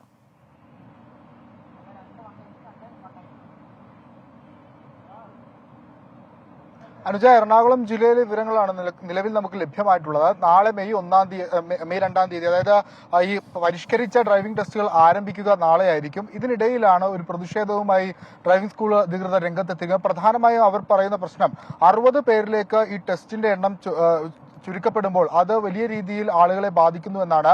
ചില ആളുകൾക്ക് ഡേറ്റ് നേരത്തെ നൽകിയിരുന്നു ഈ ഡ്രൈവിംഗ് ടെസ്റ്റിന് വേണ്ടിയിട്ട്. ആ ആളുകൾ ഡ്രൈവിംഗ് ടെസ്റ്റിനായി അന്നേ ദിവസം ഈ ഗ്രൗണ്ടിലേക്ക് എത്തുമ്പോൾ അവിടുത്തെ ഉദ്യോഗസ്ഥർ പറയുന്നത് നിങ്ങളുടെ ടെസ്റ്റ് ഇന്ന് റദ്ദ് ചെയ്തിരിക്കുന്നു, അടുത്ത ദിവസം മറ്റൊരു ഡേറ്റ് എടുത്തിട്ട് വരുമെന്നാണ്. അതിന് മതിയായ കാരണങ്ങളോ ഇവർ പറയുന്നില്ല. ആകെയുള്ള പ്രശ്നം 60 പേരിലേക്ക് ചുരുക്കി, അതല്ലാതെ മറ്റു കാരണങ്ങളൊന്നും ഇവരോട് പറയുന്നില്ല. പുറത്തേക്ക്, വിദേശത്തേക്ക് ഉൾപ്പെടെ പോകാൻ നിൽക്കുന്ന ആളുകളുണ്ട്. അത്തരം ആളുകൾക്കെല്ലാം വലിയ പ്രതിസന്ധി നേരിടുന്നുണ്ട്. RTOയുമായി പലതവണ ചർച്ച നടത്തിയെങ്കിലും ഒരു തരത്തിലുള്ള ഫലവും ഉണ്ടായില്ല. RTOയുടെ ഭാഗത്തു നിന്ന് വരുന്ന വിശദീകരണം ഇത് സംസ്ഥാന മോട്ടോർ വാഹന വകുപ്പിന്റെ തീരുമാനമാണ്, അതിൽ എന്തെങ്കിലും തരത്തിൽ തങ്ങൾക്ക് ഏകപക്ഷീയമായി തീരുമാനമെടുക്കാനാവില്ല എന്നാണ് അവരുടെ ഒരു വിശദീകരണം. ആ ഒരു പശ്ചാത്തലത്തിലാണ് സംസ്ഥാന മോട്ടോർ വാഹന വകുപ്പിനെ പ്രതിഷേധം അറിയിക്കുക എന്ന നിലവിൽ നാളെ ഈ ബഹിഷ്കരിച്ചുകൊണ്ടുള്ള തീരുമാനത്തിലേക്ക് ഡ്രൈവിംഗ് സ്കൂളുകാർ എത്തിയിരിക്കുന്നത്. അതിൽ എന്തെങ്കിലും തരത്തിലുള്ള ചർച്ചകൾ തുടർന്ന് ഉണ്ടാകുമെന്നൊരു പ്രതീക്ഷയും അവർ മുന്നോട്ട് വെക്കുന്നുണ്ട്. അനുജ, ഡ്രൈവിംഗ് ടെസ്റ്റ് പരിഷ്കാരത്തിലാണ് ഡ്രൈവിംഗ് സ്കൂൾ ഉടമകളുടെ പ്രതിഷേധം. നാളെ മുതൽ ടെസ്റ്റുകൾ ബഹിഷ്കരിക്കുക എന്നുള്ള സമര പരിപാടിയിലേക്ക് സംയുക്ത സംഘടനകൾ കടക്കുന്നു. വിഷ്ണു സുരേഷാണ് വിവരങ്ങൾ നൽകിയത്. ഒട്ടേറെ വാർത്തകൾ ഇനിയും പ്രേക്ഷകരെ അറിയിക്കാനുണ്ട്. ആ വാർത്തകളിലേക്ക് നമ്മൾ വേഗമെത്തും, ചെറിയൊരു ഇടവേള എടുത്തതിനു ശേഷം. തിരികെ ഇന്ന് സംഭവിച്ചതിലേക്ക് വളരെ പ്രധാനപ്പെട്ട ഒരു വാർത്തയിലേക്കാണ് ഇന്ന് നമ്മൾ കടക്കുന്നത്. പ്രജ്വൽ രേവണ്ണയ്ക്കെതിരായ ലൈംഗിക പീഡന കേസിൽ പ്രധാനമന്ത്രി നരേന്ദ്രമോദിക്ക് കത്തയച്ച് മുഖ്യമന്ത്രി സിദ്ധരാമയ്യ. നയതന്ത്ര പാസ്പോർട്ട് റദ്ദാക്കാൻ ആവശ്യപ്പെട്ടാണ് കത്ത്. സത്യം വൈകാതെ പുറത്തുവരുമെന്ന് അതിനിടെ പ്രജ്വൽ രേവണ്ണ ട്വീറ്റ് ചെയ്തു. കേസെടുത്തതിന് പിന്നാലെ ഹാസൻ മണ്ഡലത്തിലെ NDA സ്ഥാനാർത്ഥി കൂടിയായ പ്രജ്വൽ രേവണ്ണ രാജ്യം വിട്ടിരുന്നു. ബൽറാം നെടുങ്ങാടി വിശദാംശങ്ങളുമായി. ബൽറാം, ഇപ്പോൾ ഏറ്റവും ഒടുവിലായി വരുന്ന വാർത്ത എക്സിലൂടെ ഇതാദ്യ പ്രതികരണം ഈ സംഭവത്തിന് ശേഷം വന്നിരിക്കുന്നു പ്രജ്വൽ രേവണ്ണയുടേത് എന്നാണ്. അദ്ദേഹം പറയുന്നത് എന്താണ്? അഭിഭാഷകൻ മുഖേന അന്വേഷണ സംഘത്തെ ബന്ധപ്പെട്ടു എന്ന് പറയുമ്പോൾ അദ്ദേഹം നാട്ടിലേക്ക് തിരികെ എത്താനുള്ള സാധ്യത എത്രത്തോളമാണ്? സമൻസ് അയക്കാനൊക്കെയുള്ള തീരുമാനമായിട്ടുണ്ടല്ലോ.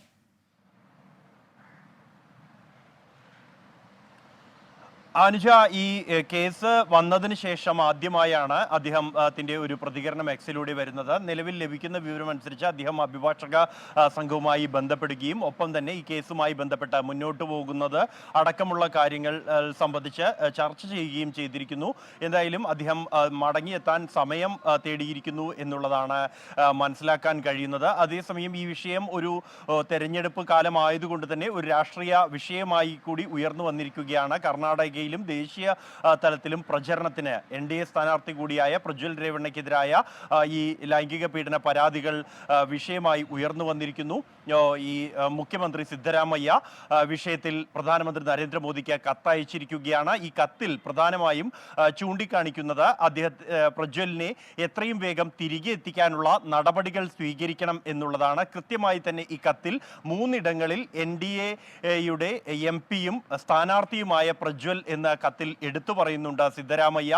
പ്രജ്വൽ രേവണ്ണ നേരിടുന്ന ആരോപണങ്ങൾ ഭയാനകവും ലജ്ജാകരവുമാണ് എന്നും അന്വേഷണം പരാതി ലഭിച്ചതിന്റെ അടിസ്ഥാനത്തിൽ അന്വേഷണം ശരിയായ ദിശയിൽ തന്നെ ആരംഭിച്ചിട്ടുണ്ട് എന്നും പാർലമെന്റ് അംഗവും നിലവിൽ NDAയുടെ സ്ഥാനാർത്ഥിയുമായ പ്രജ്വൽ എന്നാൽ ഈ കേസ് രജിസ്റ്റർ ചെയ്യുന്നതിന് മുമ്പായി ഈ മാസം 27-ന് തന്നെ ഏപ്രിൽ 27-ന് തന്നെ വിദേശത്തേക്ക് കടന്നു കളഞ്ഞുവെന്നും ഡിപ്ലോമാറ്റിക് പാസ്പോർട്ട് ഉപയോഗിച്ചാണ് വിദേശയാത്ര നടത്തിയത് എന്നുമാണ് കത്തിൽ ചൂണ്ടിക്കാണിക്കുന്നത്.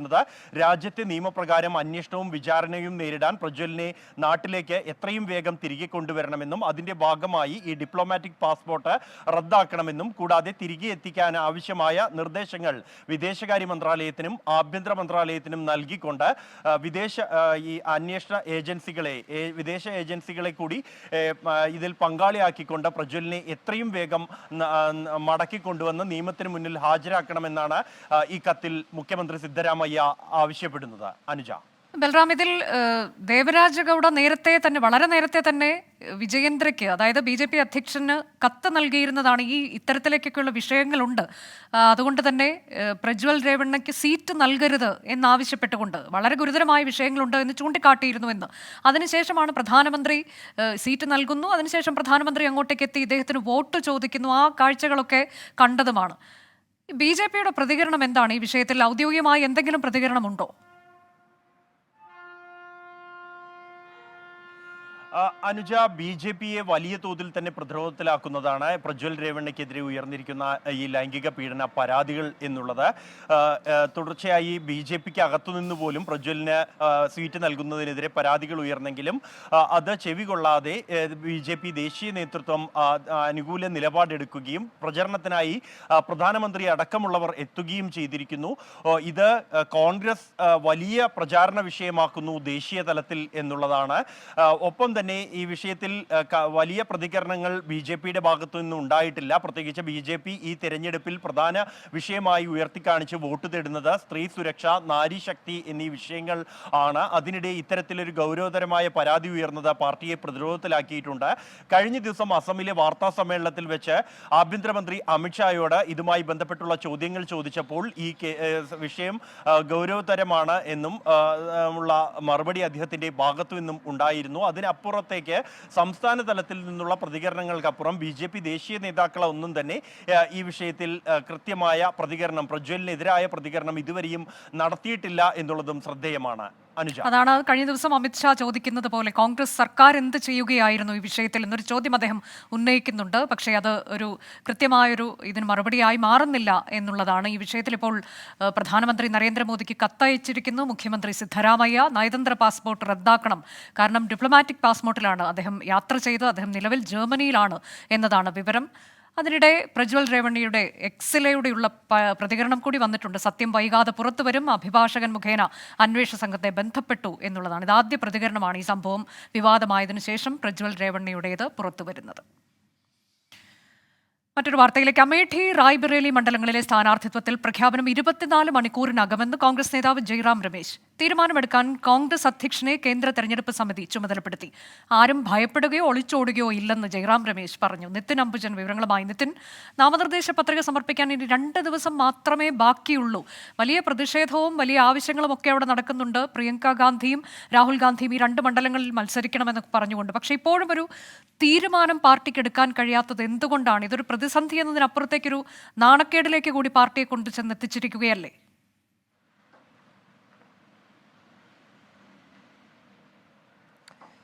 അനുജ, കോൺഗ്രസിലെ ഒരു വിഭാഗം നേതാക്കളെല്ലാം തന്നെ വലിയ കടുത്ത പ്രതിഷേധം ഈ ഒരു കാര്യത്തിൽ ഉന്നയിച്ചിട്ടുണ്ട്. കാരണം കോൺഗ്രസിന്റെ പ്രത്യേകിച്ചും നെഹ്റു കുടുംബത്തിന്റെ പരമ്പരാഗത മണ്ഡലത്തിൽ എന്തുകൊണ്ട് ഈ 2 മണ്ഡലങ്ങളിലും സ്ഥാനാർത്ഥികളുടെ പ്രഖ്യാപനം ഇത്ര വൈകുന്നു എന്നുള്ളൊരു ചോദ്യമാണ് ഉയരുന്നത്.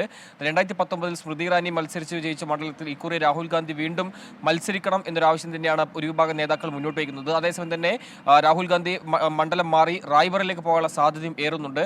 അപ്പോഴും ഒളിച്ചോടുന്ന ഒരു നിലയിലേക്ക് രാഹുൽ ഗാന്ധി മാറി, രാഷ്ട്രീയമായി തന്നെ ഒളിച്ചോടുന്ന നിലയിലേക്ക് രാഹുൽ ഗാന്ധി മാറി എന്നൊരു പ്രതികരണമാണ് കഴിഞ്ഞ ദിവസം സ്മൃതി ഇറാനി നൽകിയത്. എന്നാൽ ആരും ഒളിച്ചോടുകയോ ഭയപ്പെടുകയോ ഇല്ല എന്നാണ് ജയറാം രമേശ് വ്യക്തമാക്കിയിരിക്കുന്നത്. 24 മണിക്കൂറിനകം പ്രഖ്യാപനം ഉണ്ടാകുമെന്ന് പറയുന്നുണ്ട്. എന്തായാലും നാമനിർദ്ദേശ പത്രിക സമർപ്പിക്കാൻ ഇനി 2 നാൾ മാത്രമേ ബാക്കിയുള്ളൂ. ഈ ഒരു പശ്ചാത്തലത്തിൽ എന്തായാലും നാളത്തെ പ്രഖ്യാപനത്തെ രാഷ്ട്രീയമായി തന്നെ ഇവർ ഉറ്റുനോക്കുന്നുണ്ട്. കാരണം രാഹുൽ ഗാന്ധി അമേഠിയിൽ മത്സരിക്കുമോ അതല്ല റായ്ബറയിൽ മത്സരിക്കുമോ, ഇനി നെഹ്റു കുടുംബമല്ലാതെ മറ്റൊരാളാണോ അമേഠിയിൽ വരുന്നത് തുടങ്ങിയ കാര്യങ്ങളൊക്കെ തന്നെ ഇപ്പോൾ ചർച്ചയായി വരുന്നുണ്ട്. എന്തായാലും വലിയ പ്രതിഷേധം ഇന്നലെ മുതൽ തന്നെ അമേഠിയിലെ വിവിധ കോൺഗ്രസ് ഓഫീസുകൾ കേന്ദ്രീകരിച്ച് ഉയർന്നിട്ടുണ്ട്. മാത്രമല്ല രാഹുൽ ഗാന്ധി അല്ലെങ്കിൽ പ്രിയങ്ക ഗാന്ധി ഈ അമേഠിയിൽ മത്സരിക്കണമെന്നൊരു ആവശ്യമാണ് പ്രധാനമായും ഒരു കോൺഗ്രസ് പ്രവർത്തകർ മുന്നോട്ടേക്കുന്നത്. എന്തായാലും 24 മണിക്കൂറിനകം ഈ പ്രഖ്യാപനം ഉണ്ടാകുമെന്നാണ് ഇപ്പോൾ നേതാക്കൾ വ്യക്തമാക്കിയിരിക്കുന്നത്. അനുജ, അമേഠിയിലെയും റായ്ബറേലിയിലെയും സ്ഥാനാർത്ഥി പ്രഖ്യാപനം 24 മണിക്കൂറിനുണ്ടാകും. ആരും ഒളിച്ചോടില്ല എന്നാണ് ജയ്റാം രമേശ് പറയുന്നത്. നാമനിർദ്ദേശ പത്രികാ സമർപ്പണത്തിന് ഇനി 2 ദിവസം മാത്രമാണ് ബാക്കിയുള്ളത്. ആ ഘട്ടത്തിലും തീരുമാനമെടുക്കാൻ കോൺഗ്രസിന് കഴിയുന്നില്ല എന്നത് വലിയ പ്രതിസന്ധിയായി മാറിയിരിക്കുന്നു. ഇന്ന് സംഭവിച്ച മറ്റൊരു പ്രധാനപ്പെട്ട വാർത്തയിലേക്കാണ്. ഡൽഹിയിൽ 50ഓളം സ്കൂളുകളിൽ ബോംബ് ഭീഷണി. ഇമെയിൽ വഴി ലഭിച്ച ഭീഷണി സന്ദേശം വ്യാജമെന്ന് പോലീസ് അറിയിച്ചു. വിദേശത്തു നിന്നാണ് ഇമെയിൽ സന്ദേശം അയച്ചത്. ആശങ്ക വേണ്ടെന്ന് ആഭ്യന്തര മന്ത്രാലയവും അറിയിച്ചു. ഡൽഹി നോയിഡ മേഖലയിലെ 50ലധികം സ്കൂളുകളിൽ ബോംബ് ഭീഷണി രാജ്യതലസ്ഥാനത്തെ മുൾമുനയിലാക്കി. ചാണക്യപുരിയിലെ സംസ്കൃതി സ്കൂൾ, കിഴക്കൻ ഡൽഹിയിലെ മയൂർ വിഹാറിലെ മദർ മേരി സ്കൂൾ, ദ്വാരകയിലെ ഡൽഹി പബ്ലിക് സ്കൂൾ എന്നിവിടങ്ങളിലേക്കാണ് ഇന്ന് പുലർച്ചെ 4:15 ആദ്യം ഭീഷണി സന്ദേശമെത്തിയത്. പിന്നാലെ 50ഓളം സ്കൂളുകൾക്കും സമാനമായ മെയിലുകൾ ലഭിച്ചതായി വിവരം പുറത്തുവന്നു. ഇന്നലെയും ചില സ്കൂളുകൾക്ക് ഭീഷണി സന്ദേശം ലഭിച്ചിരുന്നു. സ്കൂളുകളിൽ നിന്നും വിദ്യാർത്ഥികളെ ഒഴിപ്പിച്ചുള്ള പരിശോധന മണിക്കൂറുകളോളം നീണ്ടു. ബോംബ് സ്ക്വാഡ്, അഗ്നിരക്ഷാസേന എന്നിവരുടെ നേതൃത്വത്തിൽ നടത്തിയ തെരച്ചിലിൽ സംശയാസ്പദമായി ഒന്നും കണ്ടെത്താൻ കഴിയാതിരുന്നതോടെ സന്ദേശം വ്യാജമെന്ന് പോലീസ് വ്യക്തമാക്കി. ഭീഷണി സന്ദേശത്തെ തുടർന്ന് മദർ മേരി സ്കൂളിൽ പരീക്ഷ പാതിവഴിയിൽ നിർത്തി. ലഫ്റ്റനന്റ് ഗവർണർ സ്കൂളുകൾ സന്ദർശിച്ച് സാഹചര്യം വിലയിരുത്തി. റഷ്യയിൽ നിന്ന് ലഭിച്ച ഭീഷണി സന്ദേശത്തിന് കേന്ദ്രീകൃത സ്വഭാവമുണ്ടെന്ന് പോലീസ് വ്യക്തമാക്കി. ഡൽഹി പോലീസിന് പുറമെ കേന്ദ്ര ഏജൻസികളും അന്വേഷണം തുടങ്ങിയിട്ടുണ്ട്. 24 ഡൽഹി. ഇന്ന് സംഭവിച്ച മറ്റ് പ്രധാനപ്പെട്ട വാർത്തകളിലേക്ക് കൂടി നമ്മൾ വേഗമെത്തും ചെറിയ ഇടവേളയ്ക്ക് ശേഷം. ഇന്ന് സംഭവിച്ചതിലേക്ക് വീണ്ടും. ആലുവ കാലടിയിൽ മുൻ പഞ്ചായത്ത് അംഗം ഉൾപ്പെടെ 5 പേരെ വെട്ടിപ്പരുക്കേൽപ്പിച്ച കേസിൽ 4 പേർ പിടിയിൽ. 3 പേരുടെ അറസ്റ്റ് രേഖപ്പെടുത്തി. വാഹനത്തിന് സൈഡ് കൊടുക്കുന്നതുമായി ബന്ധപ്പെട്ട് 1 മാസം മുൻപുണ്ടായ തർക്കമാണ് അതിക്രൂരമായ ആക്രമണത്തിൽ കലാശിച്ചത്. കൂടുതൽ പ്രതികളുണ്ടോ എന്ന് പരിശോധിക്കുകയാണെന്ന് ജില്ലാ പോലീസ് മേധാവി വൈഭവ് സക്സേന പറഞ്ഞു. അത് വൈരാഗ്യന്റെ ഭാഗമായിട്ട് കുറച്ച് ഗൂഢാലോചന പോലെയാണ്. അത് ഇതുവരെ നമ്മുടെ ഇൻവെസ്റ്റിഗേഷൻ അത് റിവീൽ ചെയ്തു. പക്ഷേ കൂടുതൽ ഡീറ്റെയിൽസ് ഇൻവെസ്റ്റിഗേഷൻ പൂർത്തിയായിട്ട് ശേഷം മാത്രം കൂടുതൽ അഭിപ്രായം പറയാൻ പറ്റും. ഇതുവരെ ഇത് നമ്മുടെ ഇൻവെസ്റ്റിഗേഷൻ നടക്കുന്നുണ്ടോ, സോ നമ്മൾ എല്ലാ പോർട്ടൽസ് നോക്കുന്നുണ്ടോ. അവരുടെ വെർഷൻ പ്രകാരം വേറെ കേസൊന്നുമില്ല. ഈ കഴിഞ്ഞ മാസം ഒരു സിമ്പിൾ ഹേർട്ട് കേസിൽ വിക്ടിം ആയിരുന്നു. ആ കേസിന്റെ വൈരാഗ്യന്റെ ഭാഗമായിട്ട് ഈ ഇന്നലത്തെയുള്ള ഇത് കൊട്ട് ചെയ്തു. പ്രകോപനമില്ലാതെ വളഞ്ഞിട്ട് ആക്രമിക്കുകയായിരുന്നു എന്ന് പരുക്കേറ്റ റസാഖ് 24നോട് പറഞ്ഞു. ഇന്നലെ ഞങ്ങൾ ഇവിടെ വെയിറ്റ് ഷെഡിൽ സംസാരിച്ചുകൊണ്ടിരിക്കുകയായിരുന്നു. അപ്പോൾ ഒരു 5-6 പേര് മാരകായുധങ്ങളും എവിടെ ഒരു കാറിന് വന്നിട്ട് മാരകായുധങ്ങളുമായിട്ട് ഒരു പ്രകോപനവും ഇല്ലാതെ ഞങ്ങൾ ആക്രമിക്കുകയായിരുന്നു. ഞങ്ങളെ ആക്രമിച്ച് എനിക്ക് 3 കുത്ത് പുറത്ത് കിട്ടി.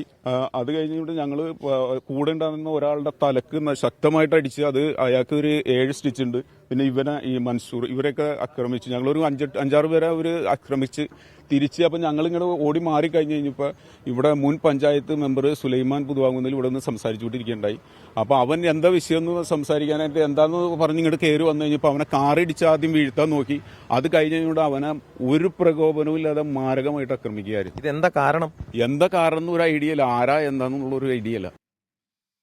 വിഷ്ണു സുരേഷ് വാർത്തയുടെ വിശദാംശങ്ങളുമായി. വിഷ്ണു, ഇത് കൗതുകകരമായി തോന്നുന്നു കേൾക്കുമ്പോൾ. ഒപ്പം തന്നെ നമുക്ക് ഭയപ്പെടുത്തുന്ന തരത്തിലേക്കുള്ള അക്രമം നടന്നു എന്നതുമാണ്. വളരെ നിസ്സാരമായൊരു തർക്കം മുൻപുണ്ടായത്. ആ തർക്കത്തിന്റെ പേരിലാണോ അപ്രതീക്ഷിതമായൊരു ആക്രമണം അഴിച്ചുവിട്ടത് ഈ അക്രമികൾ എന്നാണോ ഇവർ പറയുന്നത്? ഇവർക്ക് ഏതെങ്കിലും തരത്തിൽ ഭീഷണിയൊക്കെ നേരത്തെ ഉണ്ടായിരുന്നോ?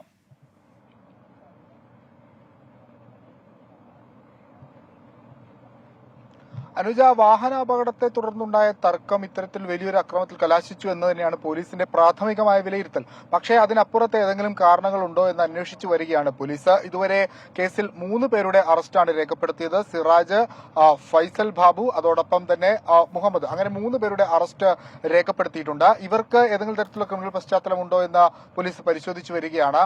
ഇതിനു മുൻപ് ഈ ആളുകൾക്ക് ഭീഷണിയൊന്നും ഉള്ളതായി അത്തരത്തിലുള്ള വിവരം ആരും പങ്കുവച്ചിട്ടില്ല.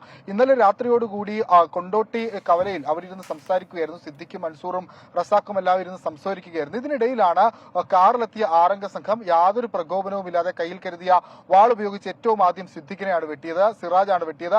പിന്നാലെ അവിടെ ഉണ്ടായിരുന്ന ബാക്കി എല്ലാവരെയും ഇവർ ആക്രമിച്ചു. ഇതിനിടയിലാണ് സുലൈമാൻ അങ്ങോട്ടേക്ക് എത്തി എന്താണ് പ്രശ്നം എന്ന് ചോദിക്കുന്നത്. അതിനിടയിൽ കയ്യിൽ കരുതിയ ചുറ്റുക ഉപയോഗിച്ച് സുലൈമാനെ ആക്രമിച്ചു. പക്ഷേ പോലീസ് പറയുന്നത് ഈ സംഘം എത്തിയത് സിദ്ദിഖിനെയും സുലൈമാനെയും തേടി തന്നെയാണ് എന്നാണ്. അതുകൊണ്ട് ഇത് കൃത്യമായ ഒരു ഗൂഢാലോചന മുൻപ് നടന്നിട്ടുണ്ട്. എങ്ങനെയാണ് ഈ പ്ലാൻ നടപ്പാക്കേണ്ടതെന്നുമായി ബന്ധപ്പെട്ടുള്ള ആസൂത്രണം നടന്നിട്ടുണ്ട്. അതുകൊണ്ടാണ് ആയുധവുമായി എത്തിയത്. ഈ മറ്റാർക്കെങ്കിലും, അതായത് ഗൂഢാലോചനയിൽ ഇനി കൂടുതൽ ആളുകൾക്ക് പങ്കുണ്ടോ, ഏതെങ്കിലും ബുദ്ധികേന്ദ്രം ഈ ആക്രമണത്തിന് പിന്നിലുണ്ടോ എന്നെല്ലാം പോലീസ് പരിശോധിച്ചു വരികയാണ്. ഈ നിലവിൽ അറസ്റ്റ് ചെയ്ത പ്രതികളെ ഇന്ന് റിമാൻഡ് ചെയ്യും. അതിനുശേഷം അവരെ കസ്റ്റഡിയിൽ വാങ്ങി വീണ്ടും ചോദ്യം ചെയ്യാനാണ് തീരുമാനം. പ്രദേശത്ത് വലിയ പ്രതിഷേധം ഇതിനോടകം തന്നെ ഉയർന്നിട്ടുണ്ട്. ഇത്തരത്തിൽ ക്രിമിനൽ നടപടികൾ നടക്കുമ്പോൾ എന്തുകൊണ്ടാണ് പോലീസ് കൃത്യമായി ആക്ട് ചെയ്യാത്തത് എന്നൊരു ചോദ്യം അവിടെ ഇന്ന് Anwar Sadath M L A ഉൾപ്പെടെ ഉന്നയിച്ചിരുന്നു. അതുകൊണ്ട് ആ മേഖലയിൽ പോലീസ് കൂടുതൽ സുരക്ഷ ശക്തമാക്കിയിട്ടുണ്ട്. അനുജ. വിഷ്ണു സുരേഷാണ് വിവരങ്ങൾ നൽകിയത്. സമസ്തയിലെ ഒരു വിഭാഗത്തിന്റെ എതിർപ്പ് മലപ്പുറത്തും പൊന്നാനിയിലും തെരഞ്ഞെടുപ്പ് വിജയത്തെ ബാധിക്കില്ലെന്ന് മുസ്ലിം ലീഗിന്റെ വിലയിരുത്തൽ. പൊന്നാനിയിൽ 1 ലക്ഷത്തിലധികവും മലപ്പുറത്ത് 2 ലക്ഷത്തിലധികവും ഭൂരിപക്ഷം ലഭിക്കുമെന്നാണ് കണക്കുകൂട്ടൽ. ഷഹദ് റഹ്മാൻ വിവരങ്ങളുമായി. ഷഹദ്, തെരഞ്ഞെടുപ്പിന് തൊട്ട് മുൻപ് ഉണ്ടായ വിവാദങ്ങളുണ്ട്.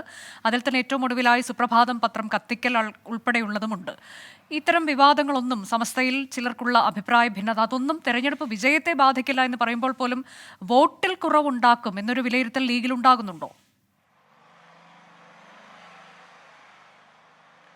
പ്രധാനമായിട്ടും നമ്മൾ ഇന്ന് മുസ്ലിം ലീഗ് ഇന്ന് ജില്ലാ കമ്മിറ്റി യോഗം ചേർന്നിട്ടുണ്ടായിരുന്നു. അതിൽ പ്രധാനമായിട്ടുള്ള ചർച്ച എന്ന് പറയുന്നത് ഈ വിഷയങ്ങളൊക്കെ തന്നെയായിരുന്നു. അതിൽ ഏറ്റവും ഒടുവിൽ ലീഗ് നേതൃത്വം നൽകുന്ന വിശദീകരണം, അല്ലെങ്കിൽ ലീഗ് നേതൃത്വം ഇന്ന് എത്തിപ്പെട്ടിട്ടുള്ള ഒരു അനുമാനം എന്ന് പറയുന്നത് ലീഗിനെ സംബന്ധിച്ച് ഒരു തരത്തിലും വോട്ട് ചോർച്ച ഉണ്ടായിട്ടില്ല. മറിച്ച് അതായത് ലീഗിന്റെ എല്ലാ മേഖലകളിൽ നിന്നും, ലീഗിന് എവിടെ നിന്നൊക്കെയാണ് വോട്ട് വരുന്നത് ആ മേഖലകളിൽ നിന്നൊക്കെ തന്നെ കൃത്യമായിട്ടുള്ള പോളിംഗ് നടന്നിട്ടുണ്ട് എന്നുള്ളതാണ്. കാരണം ഇത്തവണ പൊതുവെ മണ്ഡലത്തിൽ പോളിംഗ് വളരെ മന്ദഗതിയിലായിരുന്നു. അതുകൊണ്ട് തന്നെ അത് ബോധപൂർവം അത്തരത്തിൽ പോളിംഗ് വൈകിപ്പിക്കാനുള്ള ഒരു ശ്രമം പലരുടെയും ഭാഗത്ത് നിന്ന് നടന്നു എന്നൊരു ആരോപണം ലീഗ് ഉന്നയിക്കുമ്പോഴും ലീഗിനെ സംബന്ധിച്ച ഈ സമസ്ത തർക്കം ഒരു ഘട്ടത്തിൽ പോലും ആശങ്കയ്ക്കിടയാക്കിയിട്ടില്ല എന്നൊരു കാര്യമാണ് പ്രധാനമായിട്ടും നേതാക്കൾ പറയുന്നത്. മാത്രമല്ല, പ്രധാനമായിട്ടുള്ള ഒരു വെല്ലുവിളി എന്ന് പറയുന്നത് നമുക്കറിയാം, വലിയ രീതിയിൽ സമസ്തയുമായി ബന്ധപ്പെട്ട തർക്കങ്ങളൊക്കെ ഉടലെടുത്തിരുന്ന സ്ഥലം എന്ന് പറയുന്നത് പൊന്നാനിയാണ്. പൊന്നാനിയിൽ ഒരു തരത്തിലും വോട്ട് ചോർച്ചയ്ക്ക് ഒരു സാധ്യതയും ഇല്ല. അതോടൊപ്പം തന്നെ ലീഗിന്റെ വോട്ടുകൾ കൃത്യമായിട്ട് അത് മുസ്ലിം ലീഗിന് തന്നെ കുത്തിയിട്ടുണ്ട് എന്നൊരു കാര്യമാണ് പറയുന്നത്. ഇനി എങ്ങാനും വോട്ട് ചോർച്ച ഉണ്ടായാൽ, അല്ലെങ്കിൽ ഏതെങ്കിലും തരത്തിൽ വോട്ടിന്റെ ഒരു കുറവുണ്ടെങ്കിൽ അതിൽ 10,000-ൽ താഴെ മാത്രം വോട്ടുകളാണ് കുറയുക എന്നുള്ളൊരു കാര്യമാണ് പ്രധാനമായിട്ടും പറയുന്നത്. ഭൂരിപക്ഷം, അതായത് പൊന്നാനിയിൽ 1 ലക്ഷത്തിലധികം ഭൂരിപക്ഷം ഉണ്ടാകും എന്നൊരു കാര്യം പറയുന്നുണ്ട്. എന്നാൽ അതേ സമയത്ത് മലപ്പുറത്ത് അത് 2 ലക്ഷം വരെ ആകാനുള്ള സാധ്യതയുമുണ്ട് എന്ന് പറയുകയും ചെയ്യുന്നുണ്ട്. അതുകൊണ്ട് തന്നെ ലീഗിനെ സംബന്ധിച്ച് ലീഗ് വലിയ ആത്മവിശ്വാസത്തിലാണ്. സമസ്തയുടെ തർക്കങ്ങൾ അത് ഒരു ഘട്ടത്തിലും എവിടെയും ബാധിച്ചിട്ടില്ല. മാത്രവുമല്ല, തെരഞ്ഞെടുപ്പ് ഫലം വന്നാൽ സംസ്ഥാന നേതാക്കൾക്കെതിരെ പ്രതികരണം പാടില്ലെന്ന് നേതാക്കൾക്ക് സാദിഖ് അലി തങ്ങൾ നിർദ്ദേശം നൽകുകയും ചെയ്തിട്ടുണ്ട്.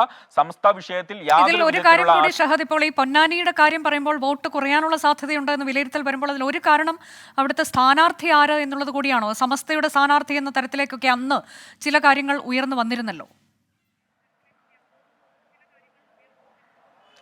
അതിൽ പ്രധാനമായിട്ട് നമ്മൾ അനുജ ചോദിച്ച ഈ ചോദ്യം നമ്മളിപ്പോൾ ലീഗ് നേതൃത്വത്തോട് ചോദിച്ചിട്ടുണ്ടായിരുന്നു. ആ ഘട്ടത്തിൽ അവർ പറയുന്നത്, അതായത് പ്രധാനമായിട്ടും പോളിംഗിന്റെ കുറവ്, അതായത് ഈ പല വോട്ടർമാരും രാത്രി വൈകിയൊക്കെയാണ് പലപ്പോഴും ഈ പോളിംഗ് ബൂത്തുകളിൽ നിന്ന് തിരിച്ചു പോയിട്ടുണ്ടായിരുന്നത്. കാരണം രാത്രി 11 മണിവരെയൊക്കെ ഈ മേഖലകളിൽ പോളിംഗ് ഉണ്ടായിരുന്നു, അല്ലെങ്കിൽ ആളുകൾ ക്യൂ നിൽക്കുന്ന ഒരു സാഹചര്യം ഉണ്ടായിരുന്നു. പ്രത്യേകിച്ച് സ്ത്രീകൾ ഉൾപ്പെടെയുള്ള ആളുകൾ ഈ ഒരു കാരണത്താൽ തിരികെ വീട്ടിൽ പോകുന്ന ഒരു സാഹചര്യം ഉണ്ടായിരുന്നു. ആ തരത്തിൽ ഇത്തരത്തിൽ വോട്ട് ചെയ്യാതെ പോയിട്ടുണ്ടെങ്കിൽ അതിൽ കുറവ് വരിക എന്നതിനപ്പുറത്ത് ഈ സംസ്ഥാന തർക്കം ഒരു രീതിയിലും ലീഗിനെ ബാധിച്ചിട്ടില്ല എന്നൊരു ആത്മവിശ്വാസമാണ് ലീഗ് വെച്ചു പുലർത്തുന്നത്. ഇനി ഏതെങ്കിലും തരത്തിലുള്ള ക്യാമ്പയിൻ ഏതെങ്കിലും തരത്തിൽ ബാധിച്ചിട്ടുണ്ടെങ്കിലും അത് മുസ്ലിം ലീഗ് പോലെ ഒരു പാർട്ടി ഒരു തരത്തിലും ബാധിച്ചിട്ടില്ല. വളരെ കുറഞ്ഞ വോട്ടുകൾ മാത്രമേ അത് ബാധിക്കാൻ സാധ്യതയുള്ളൂ എന്നുള്ളതാണ്. പക്ഷേ അപ്പോഴും പോളിംഗിന്റെ കാര്യങ്ങൾ ചൂണ്ടിക്കാണിച്ചാണ് വോട്ടിലെ കുറവ്. സമസ്തയുമായുള്ള അഭിപ്രായ ഭിന്നത അല്ലെങ്കിൽ തർക്കം അത് ഒരു തരത്തിലും തെരഞ്ഞെടുപ്പ് വിജയത്തെ മലപ്പുറത്തോ പൊന്നാനിയിലോ ബാധിച്ചിട്ടില്ല എന്ന മുസ്ലിം ലീഗ് വിലയിരുത്തൽ. ലോക്സഭാ തെരഞ്ഞെടുപ്പിന്റെ വോട്ടെടുപ്പ് കഴിഞ്ഞു. പക്ഷേ ആരോപണ പ്രത്യാരോപണങ്ങൾക്ക് ഒരു കുറവുമില്ല. തന്നെ വർഗീയവാദിയായി ചിത്രീകരിക്കാനുള്ള ശ്രമം വിലപ്പോകില്ലെന്ന് വടകരയിലെ UDF സ്ഥാനാർത്ഥി ഷാഫി പറമ്പിൽ പറഞ്ഞു. ഫലം വരുന്നതിന് മുൻപ് വിജയരാഘവന് അഭിവാദ്യമർപ്പിച്ച് പാലക്കാട്ട് ഫ്ലെക്സ് വന്നു. കണ്ണൂരിലെ LDF സ്ഥാനാർത്ഥി MV ജയരാജൻ ഉമർ ഫൈസി മുക്കവുമായി കൂടിക്കാഴ്ച നടത്തി. റിപ്പോർട്ടിലേക്ക്. ലോക്സഭാ തെരഞ്ഞെടുപ്പിന്റെ പ്രചാരണത്തിൽ സംസ്ഥാനത്ത് ഏറ്റവും കൂടുതൽ വീറും വാശിയും കണ്ട മണ്ഡലങ്ങളിൽ ഒന്നാണ് വടകര. വോട്ടെടുപ്പ് കഴിഞ്ഞിട്ടും വടകര തിളച്ചു മറിയുകയാണ്.